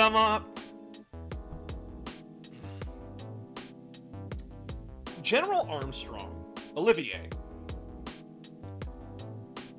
she is the kind of person who she is very much determined. She's very much determined for her job, and she also she is the cold, calculating ice queen. She says verbatim that I have trained my soldiers so rigorously that if I show any weakness, they will leave me behind. Can't give them an answer because they're both people who suck. Yeah, I'll get into Hughes in a minute. But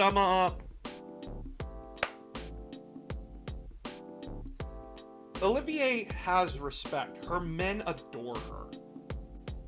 They're scared of her. She has put the fear of God in these men. But they respect her too. At no point does her men ever question her or abandon her. They make jokes. Like, I love the joke in book 17 where they're going after Scar when Winry's when Winry leaves the base. They all start crying because their beautiful little rows of Fort Briggs is gone, and their medic, who is also a woman, points out, you know the general's a woman too, right? And one person chimes in and says, she's too scary! She has put the fear of God in these men. But there's an interesting point. When they have to go back into the tunnels that Sloth accidentally broke open in the base, Captain Buccaneer says, close this thing in 24 hours and lock us down there. Just in case. She defies that, she does not follow that, request. She intentionally gives her, she intentionally gives the lieutenant in charge of the hole a broken watch, so that way when 24 hours does pass, he hasn't realized it. And when Buccaneer comes back, he finds her at the top of Fort Briggs, looking down, looking at the mountains, and she says, "You know, I like the mountains. Very simplistic, black and white, nothing complicated about it." And Buccaneer points out, yes, but that's only if you're looking down or straight ahead. Look up, because the sky is blue and just as beautiful. I.e., Armstrong is more complicated than she lets on to be. I wouldn't be surprised if she could make God fear her too. Also, an interesting fact, if you read the Little Joke comics, which the creator's like, oh no, it's a little bit deeper into their personalities, but at the same time it's also humorous and non-canon. There is a debate between the soldiers of Central City, especially Roy Mustang's men, about, oh hey, General Armstrong also wants to bid for the presidency. She's very popular, and she's a woman, so like that could also help. Havoc says, don't worry about it, guys. Mustang's got this in the bag because of the miniskirt thing. And they go and ask her about it, and she's like, oh no, that will definitely drive up efficiency here at the workplace by like 200%. I'm down with this. Roy Mustang's support completely vanishes.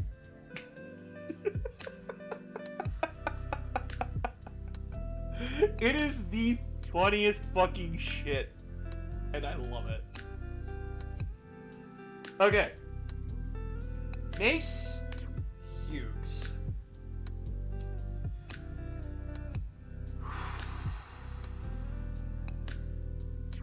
I have never cried for a character in my life as hard as I cried for Hughes.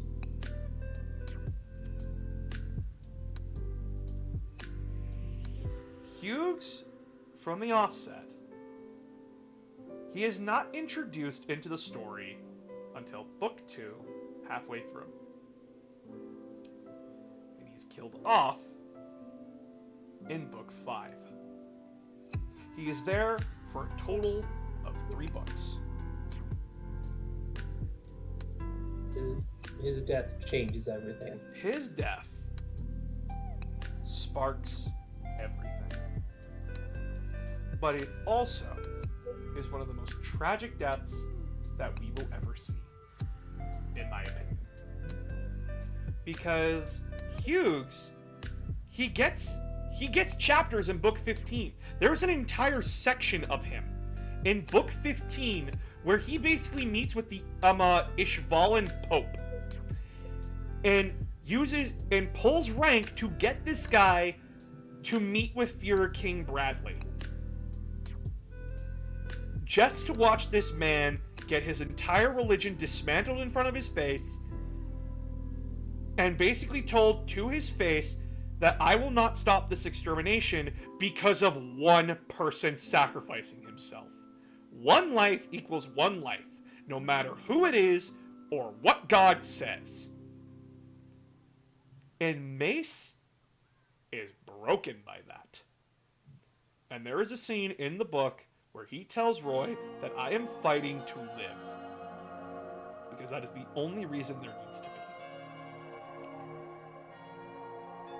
He wants to live to be with his wife, to be with his daughter. And throughout the series, Hughes is the most supportive, loving father figure to Edward and Alphonse, to Winry, to the other characters. He's that little bit of humanity, along with Armstrong. But he is also very intelligent, he is also very smart, and he is always willing to put himself on the line for Edward and Alphonse and Winry. He dies helping Alphonse and Edward. He dies for them. And it's really poignant to point out that the scene where he does die, where he is killed in that phone booth, he noticed the little detail about Maria, that she didn't have the mole, that Envy didn't have the mole that Maria had.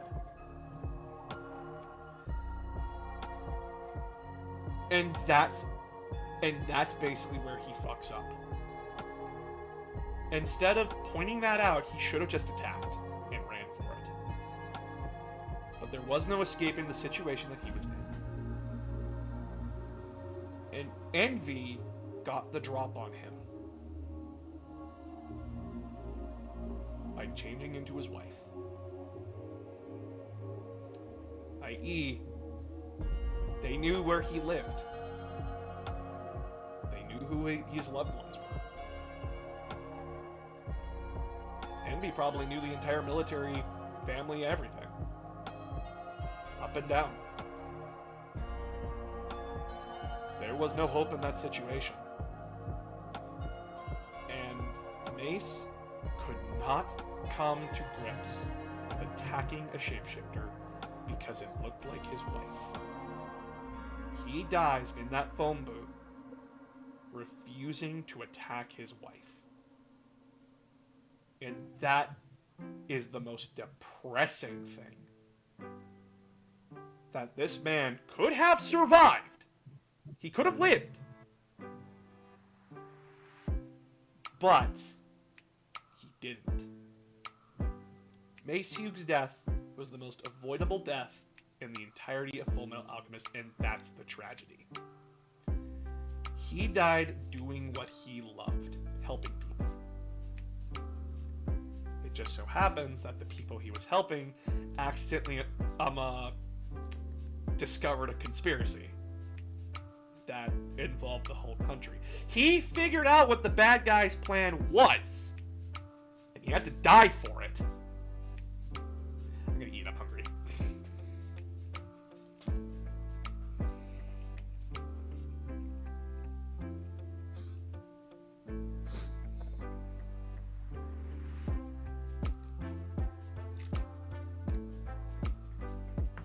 Okay, back to the Olivier stuff.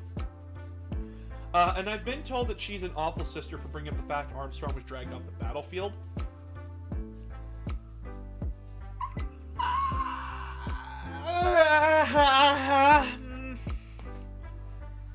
That is a very interesting interpretation. It's Olivier, she's mad at her brother for breaking down.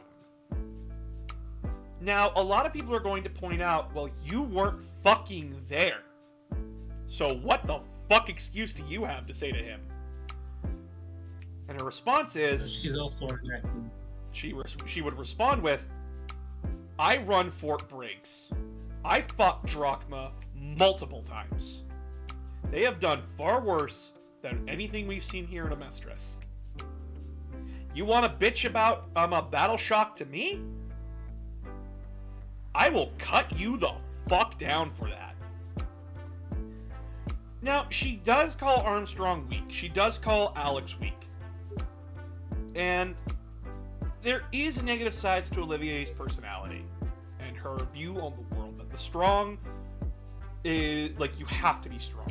Every time. Everywhere. Everywhere it has to be. But there are moments where she does let the tough guy act go, especially when it comes to Alex, because when Alex's arm is dislocated, she shows genuine concern for him. And when it looks like he dies, when he doesn't, she is genuinely shocked. From how I saw it, it was her trying to make him not break down from that. Yeah, it's kind of that... It's also kind of that thing where, like, it brought shame to their family, and she's kind of angry about that, too. She's complicated, like I said. Is she 100% innocent? No. Can she word things better? Yes. Does she have the right to call Alex a weakling? Yes and no. I believe that she keeps calling him a weakling because of his views of the world.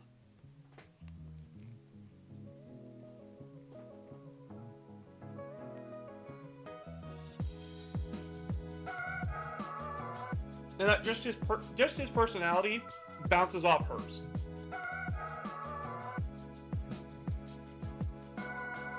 Because they're two very personality, opposite people. She's very closed and reserved. He's very outgoing and friendly.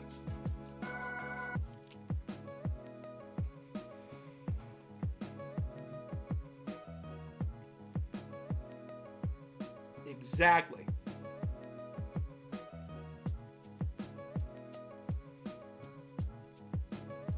God, the Armstrong family is so good.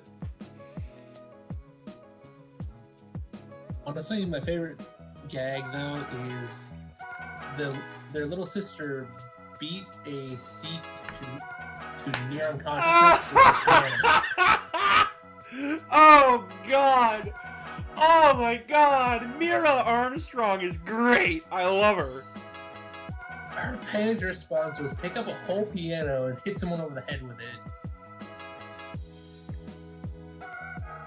That doesn't tell you what this family does. Oh God, I love them so much. They're so great.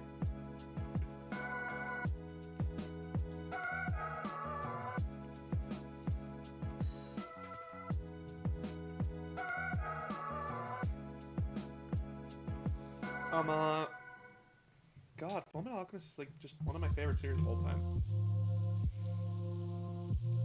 Actually, no, it is my favorite series of all time. Not to restart the whole thing, but I'm thinking Olivier might be kind of the kind of person to say Batman should kill. Oh no, she is definitely the person that says, no, you should gank that motherfucker as soon as possible. Yep. She's wondering why he hasn't done it already.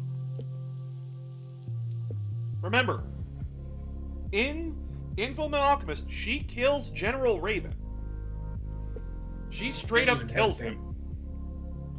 And her response to him as he died was so cold and poignant. You want to live off the backs of others?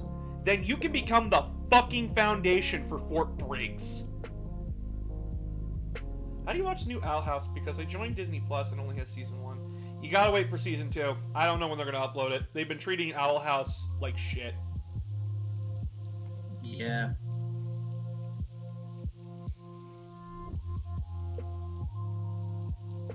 Doesn't know that their fucking CEO's a piece of shit.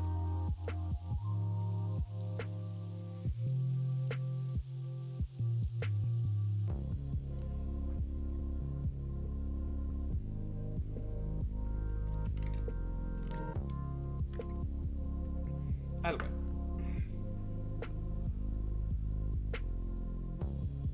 The live action. Live action Fullmetal Alchemist. Oof.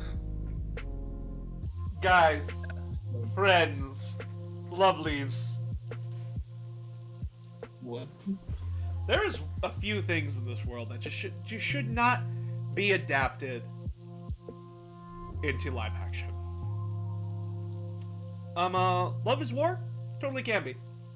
Dress Up Darling? Totally can be. Fullmetal Alchemist, in my opinion, cannot be adapted into live action.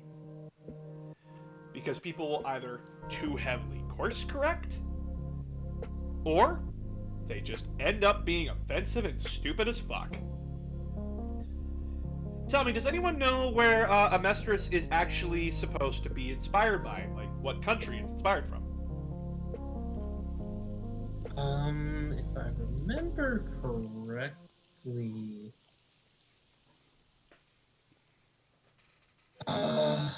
wasn't it, like, revolutionary era...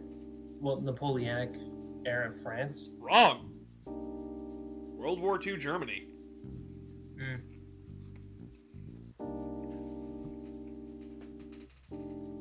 Well, World War That One. fits.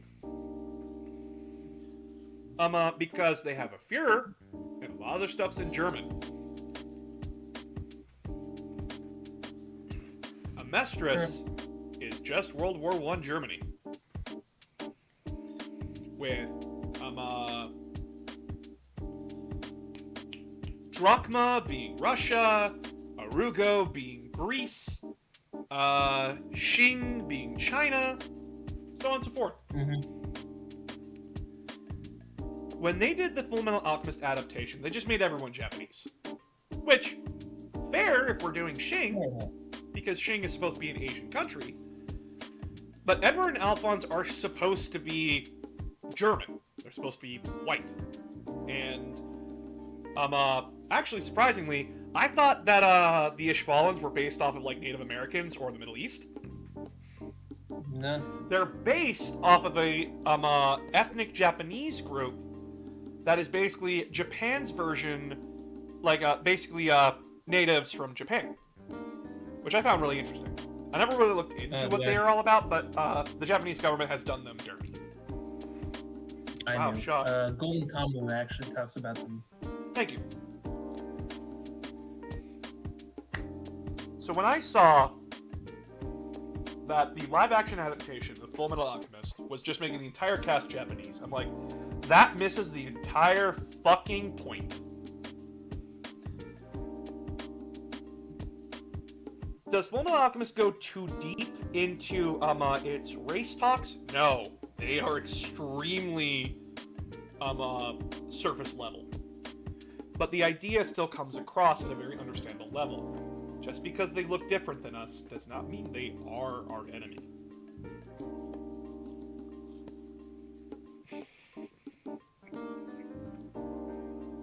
You also don't rush the series.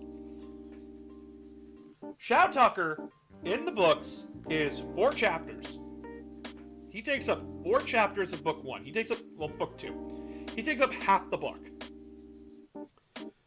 But his actions are so fucking grotesque that you can't just skip by it.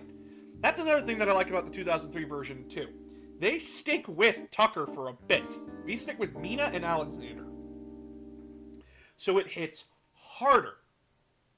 Which is where a lot of people are getting, like, that Mina shit from. But it's still fucked up, whether you like it or not. And there's just a lot of problems with the live-action adaptation.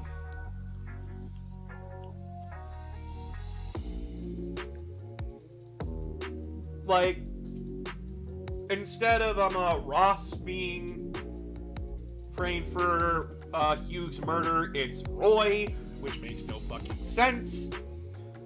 There's a scene where we get to see Gluttony's true form, and holy fuck is it terrible. It's just rubber. It's like rubber teeth, and like you see him chasing people down the street like this. Come back, I'm gonna eat you!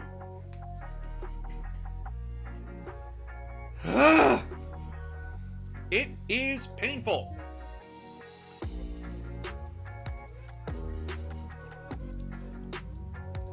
Am I very... And even Envy just stands there like a dumbass. Yep.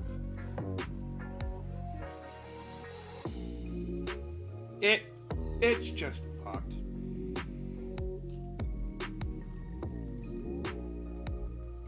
We also start at the end of Lior,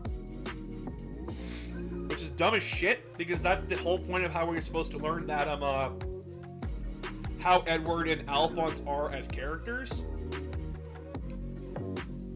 But, fine, let's just start at the end and totally skip over what makes them people. Fine, fuck you.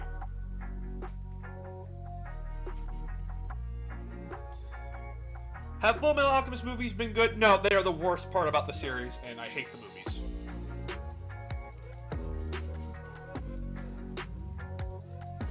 The less I say on the star of Milos, the better.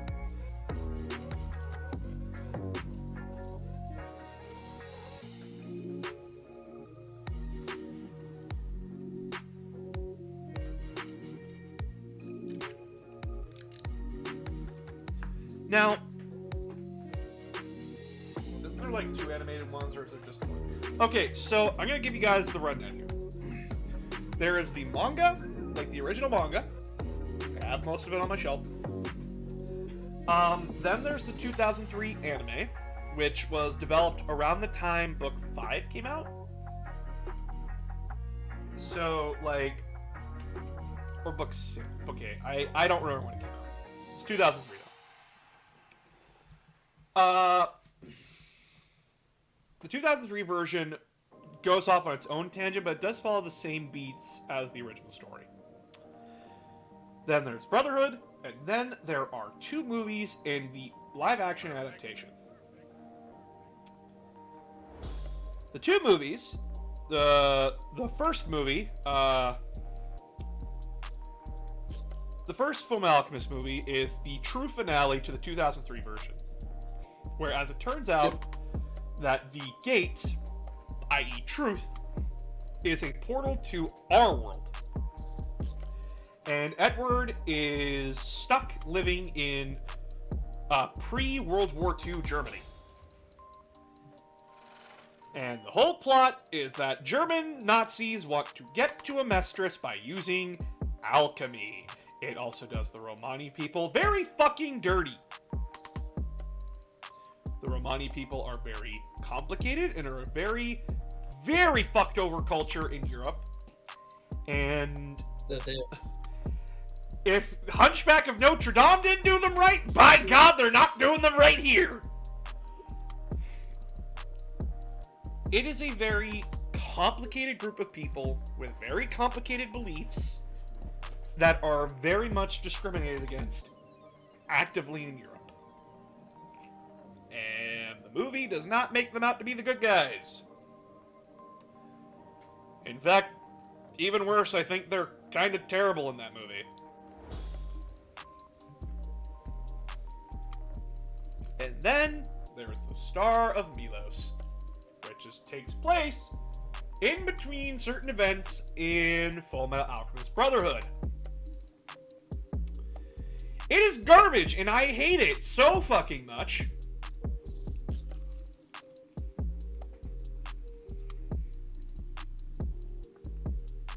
Because, like, the movie's plot is that Edward and Alphonse are chasing after that ding-dang-darn Philosopher's Stone. Okay. And they track it down to this city where apparently they're being made in abundance. But another city wants to take over. And it's an entire civil war that they get wrapped up in. And we focus on this girl, whose dad is the person that made these Philosopher's Stones. And also, her brother, who went missing. It's Earthbound 3! It's Mother 3, people! With the brother being a brainwashed psychopath for the other side. And, by the way, there's werewolves in this movie? And they're like, oh, they're chimeras. No, they're werewolves. They're actual werewolves. It's kind of. I was like, wild. what? What is happening? And then the kicker. We are told in both in 2003 and in Brotherhood and in the manga that Philosopher's Stones will kill you unless you have an incredible amount of willpower. And even then, it is like listening to a torrent of 1,000 souls. It is terrifying. This bitch eats 5 of them, from what I remember. And she's fine! What the fuck? What? She eats 5 of these goddamn things and she's fine? Also, 5? There's 5 of these things? Yeah. Oh my god!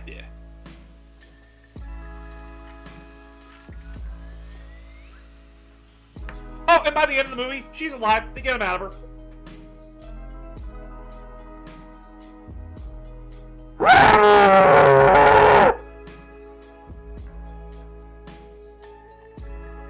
I just don't get it. Like, unless, like, the 2003 version had its problems, but, like, that's because they were trying to tell, like, their own version of the story. I respect that. Did they do as good as, like, the original? In my opinion, no, but they did a lot of other things better.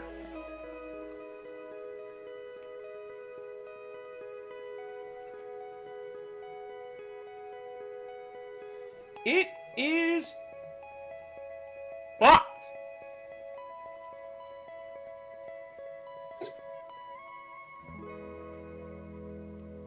And, like, I can't stand Full Metal Alchemist fucking movies because the people that are making them don't get Full Metal Alchemist.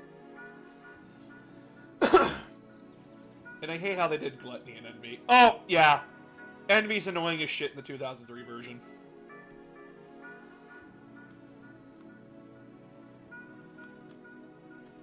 The stuff that I think the 2003 version did right was giving Mina and Tucker more screen time, making Lust a more complicated individual. The idea that the homunculi were just failed human transmutation adds so much more to them, and I actually kind of like that. I actually really like the idea that, like, people's sins come back to haunt them.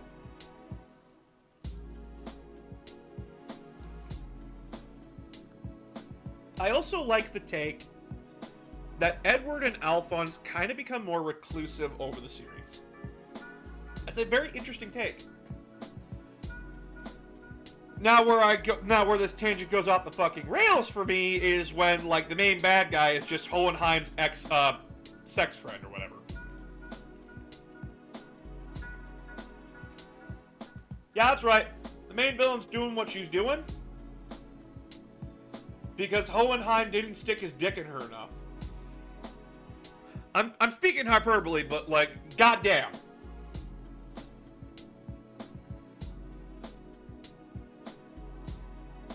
Yeah, she straight up goes like, "Notice me, Hohenheim." And he says, "Haha, I'll go for a brown-haired girl first, please."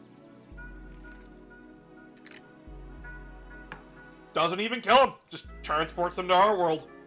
I hate that.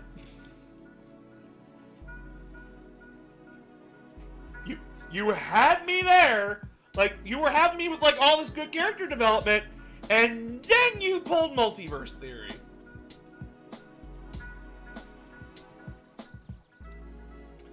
Is the 2003 version good? Yes. Just be prepared for it to go off the fucking rails.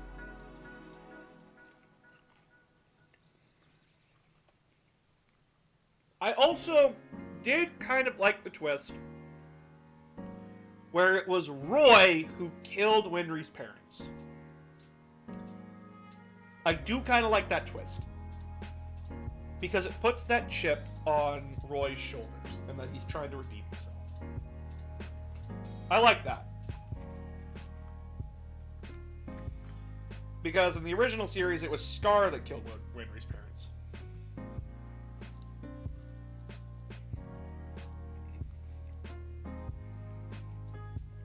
Most of 2003 is good. Just be prepared when it goes off the fucking rails.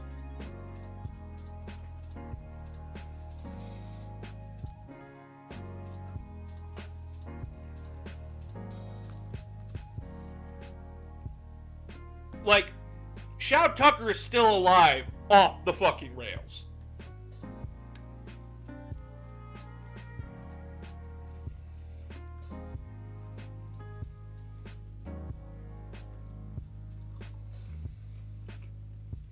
Also, the brothers in 2003 version find out that Roy did it.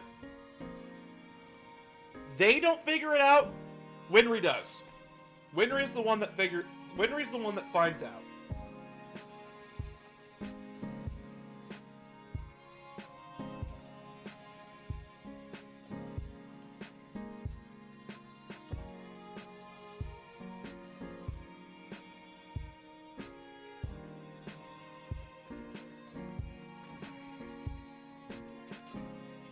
She doesn't tell Edward and Alphonse, and that kind of, it's that kind of thing where the brothers start losing trust in people because they don't tell them shit. And I like that angle. I really like that, there is consequences to people lying. The brothers don't trust anybody by the end of the series, really.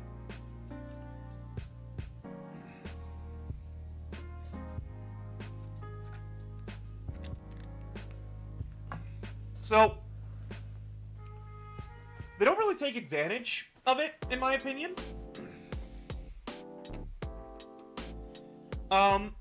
The best we get is a scene where Roy is going to go visit Mace's wife, just to like check in, see how they're doing. And Winry is visiting, and she sees him in the window, and there is a death glare from Winry to him. And he's like, oh, fuck. Because when he heard Rockbell, when he heard her last name was Rockbell, uh-oh. Yeah, he knew who she was, and he was just not telling her. And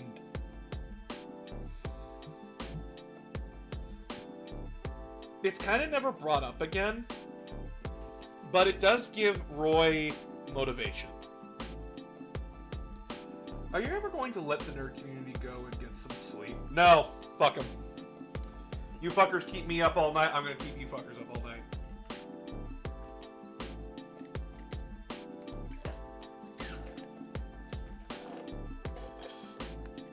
If I have to sit here and entertain you fuckers with my ramblings and me freaking the fuck out because I know all of Alpharius' backstory now, yeah, that's right, fuckers. I know his story. That's right. I actually like the Roy of doing it and being haunted by it. Yeah, it's good shit, and it motivates him. Now, granted, the Ishvalan War is enough to motivate him too, but it adds that little bit of extra character depth. That, like, he was ordered to do something. He still did the order, but he's haunted by it, and he wants to make up for it. That's an interesting thing, and I liked what they did with that. But at the same time, that's more development for Roy and less development for Winry. So, it's a double-edged sword. But yeah, that's right, fuckers. That's right. I know Alpharius' actual backstory, and I'm not telling it. You will never know. Is that so, boss? Yes, I do. Where'd you learn it? Where did I learn it from? His book! I can tell you all it if you want. I can tell you the story of Alpharis Omegon if you all want. Would you like to know the story, children? I can make this the last story of the night. And then the boss has become an Aizen from Bleach. You credit me too much.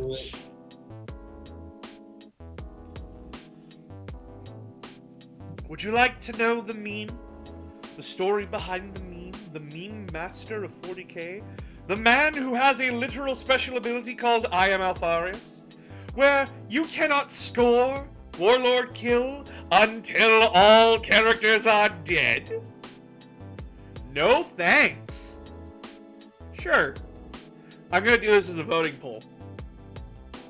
Y'all have to say yes or no. We got one for yes, one for no. Come now, there's 8 of you. You can vote. Just type into the chat. We'll speak. Come on. Last story of the night, or I'm going. Yes. Well, I haven't seen Boss's sword, so we're okay. Oh, you want to see my sword, do you? He's just trying to protect himself from the Zombie though.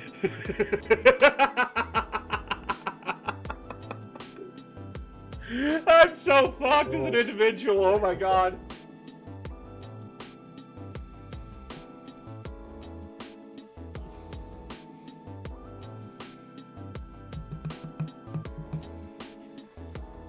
No, I don't want to be hypnotized.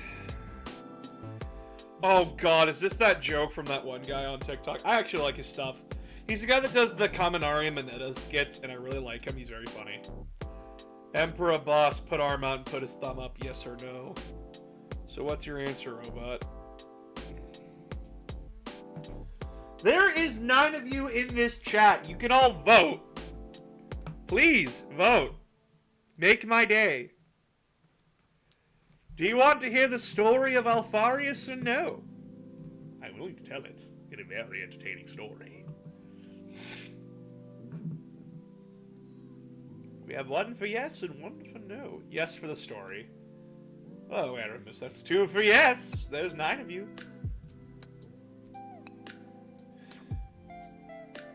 So 2 no, 2 yes. Y'all are no fun. Come on! There's 9 of you! Are 5 of you just lurking? I don't blame you if you are. I appreciate that you're lurking. Sorry, 3 yes on my way.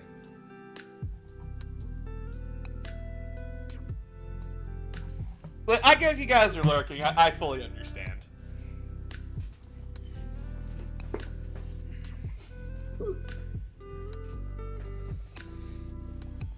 Sorry, 3 yes now. Do it! Okay! We got lurkers. They're just lurking in the background. They want to listen to my supple voice. Fine. So, to tell Alfarius' story is the tale of 2 people. And it all starts when the Primarchs were scattered by their mom. Oh boy. The Emperor managed to save Alfarius. That's right! The Emperor saved little baby Alfarius from being thrown into the warp. Fuck you. But what he could not save was part of Alfarius' soul. And the Dark Gods were like, I don't know what to fucking do with this baby. Man, dumpster babied his ass. That is how Omegan was made. Omegan's soul, Alfarius' soul took on the body of Omegan. Now we don't really know what happened to Omegan until later, but Alfarius was raised with the Emperor. For his size was just barely taller than a space marine by like a hair's inch.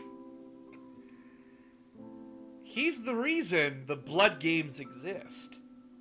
He's the reason why the Custodes are masters at being bodyguards. And he was there every time they found a Primarch. He was the most loyal Primarch, arguably. Shit, music stopped. Ah, no, music, come back!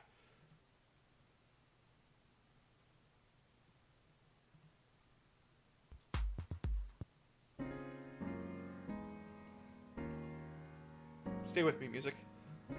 Anyway.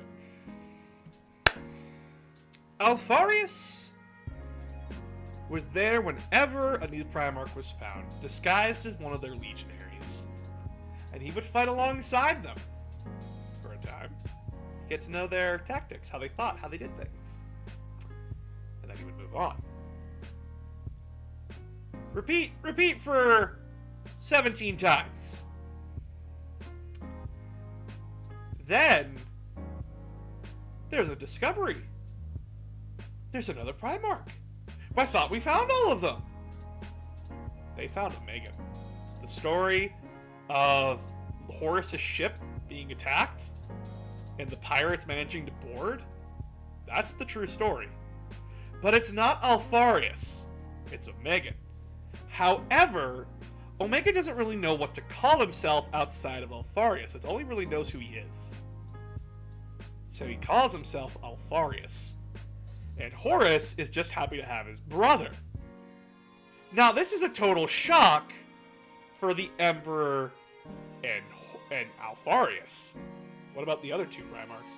We don't talk about 2 and 10. 2 and 11, I mean. Sorry. We don't talk about 2 and 11.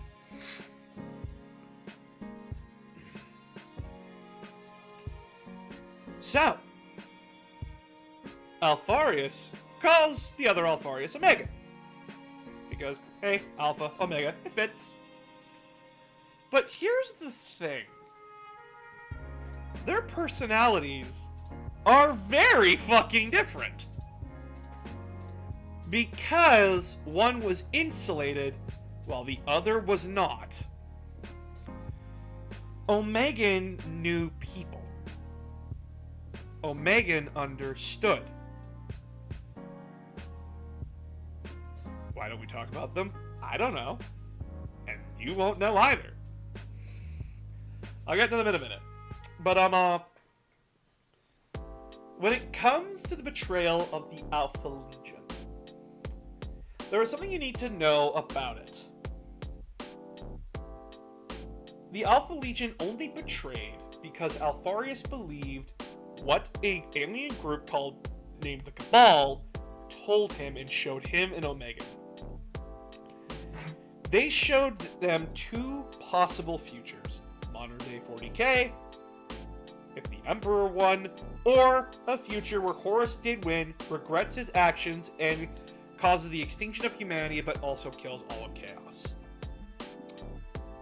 Now, Omegan is skeptical about all this.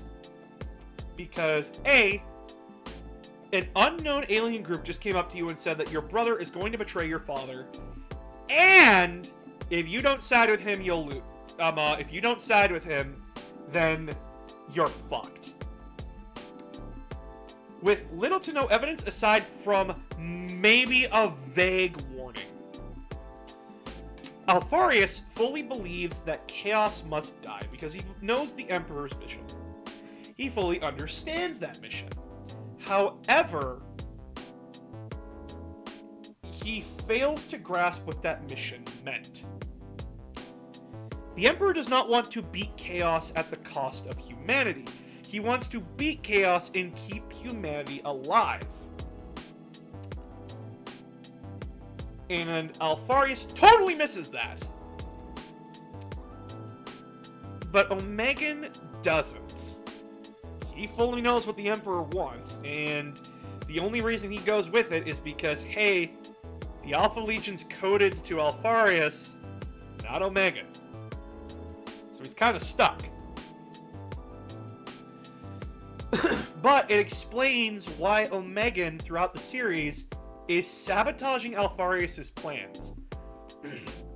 He still does all of Alpharius' plans. He sabotages the Raven Guard, sabotages the Space Wolves, sabotages other things and stuff, keeps the Blood Angels distracted, all that shit.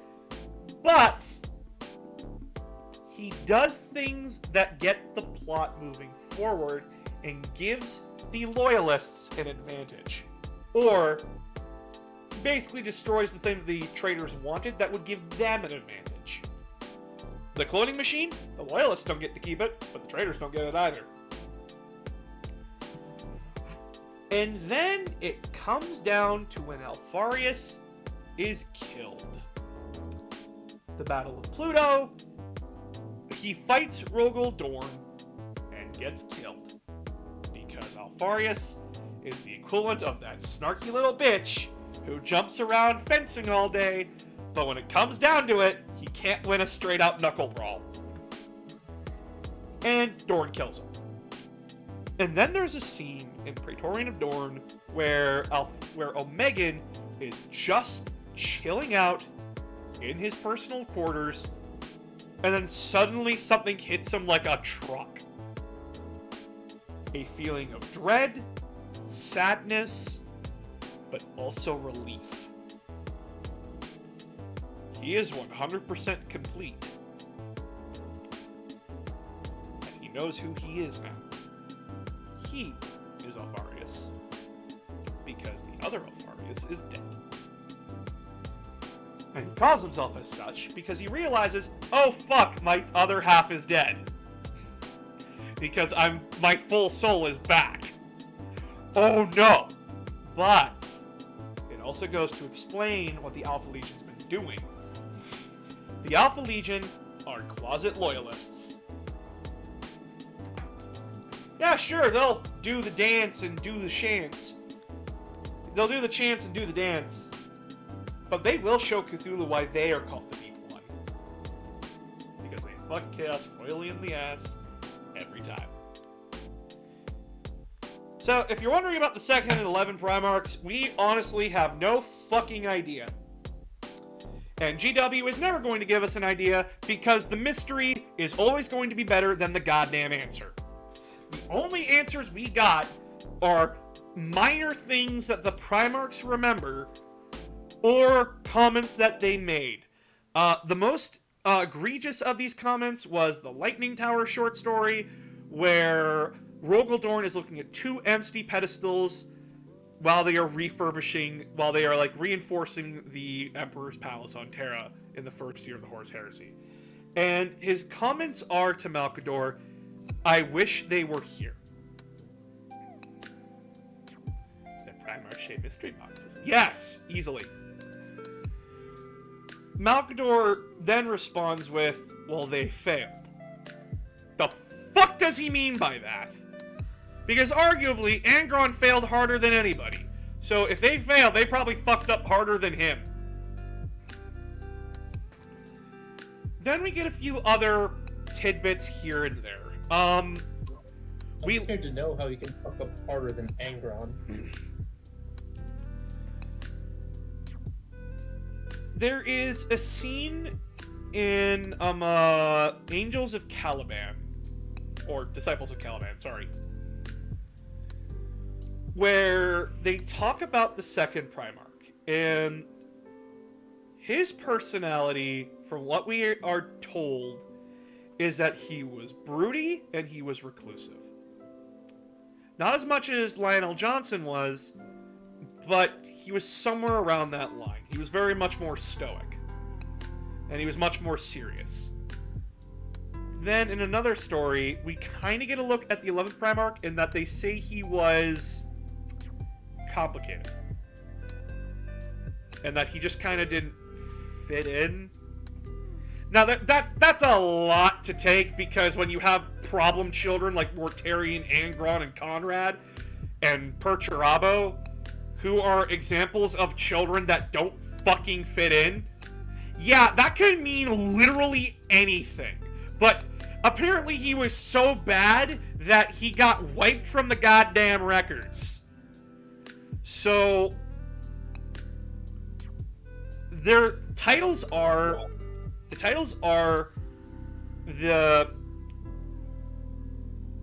basically the mistake and the tragedy. And they're interchangeable. But from how they talk about it, it's theorized right now that the Second Legion was the mistake and the 11th Legion was the tragedy. I.e., something was avoidable and something wasn't.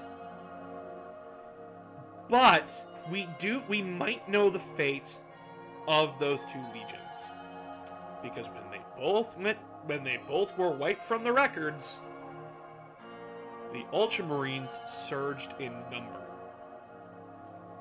The Ultramarines, before the 2nd and 11th Legions were gone, were reported to be just close to 30 to 40,000.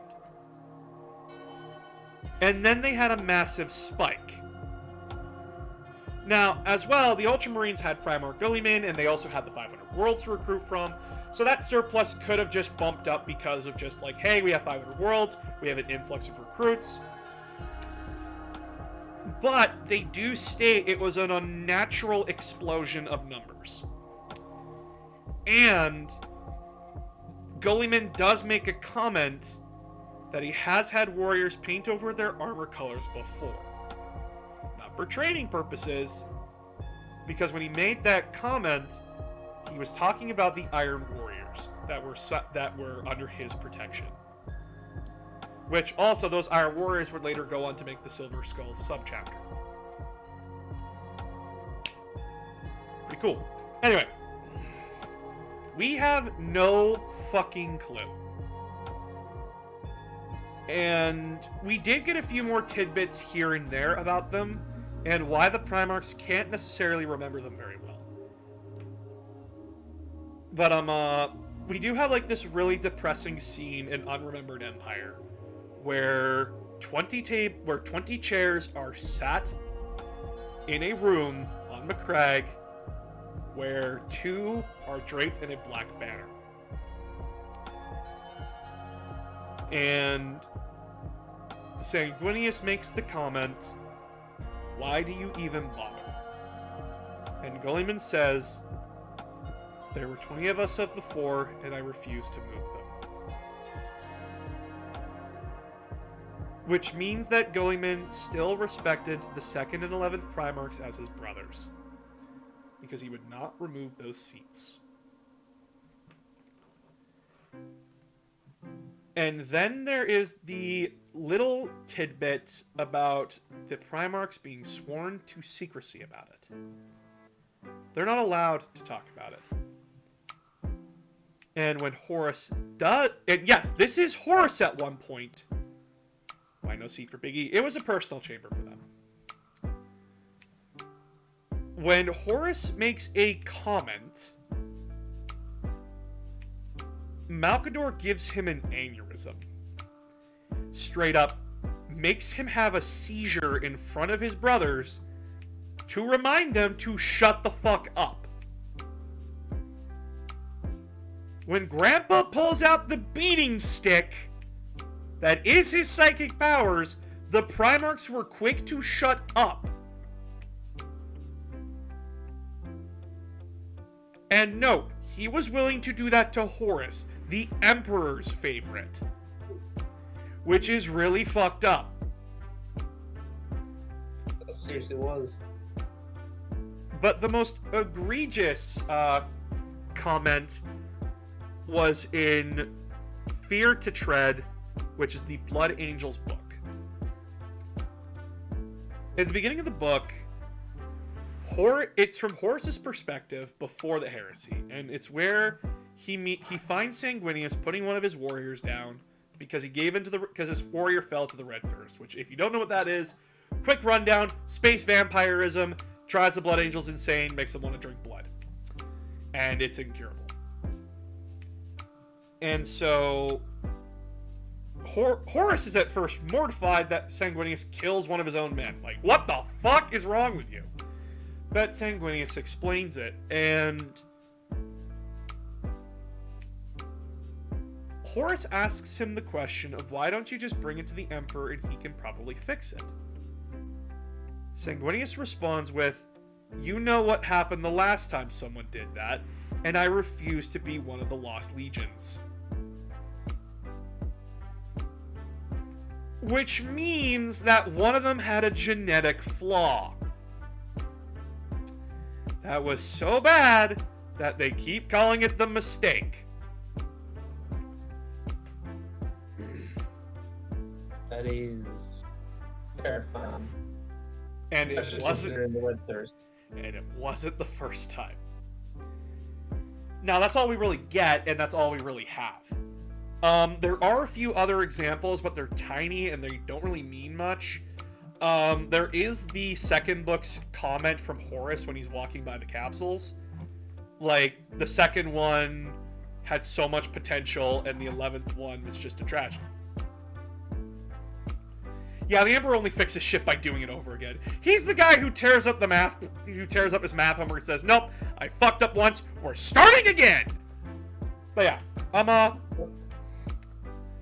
that's the story of the Unknown Primarchs. We have no fucking clue. I don't have an answer. I am gonna get off now. I am tired. I want to go snuggle someone. Thank you all so much for watching. Hey, we got 4 models done, guys. We got 4 models done today. That's a new record. Very happy.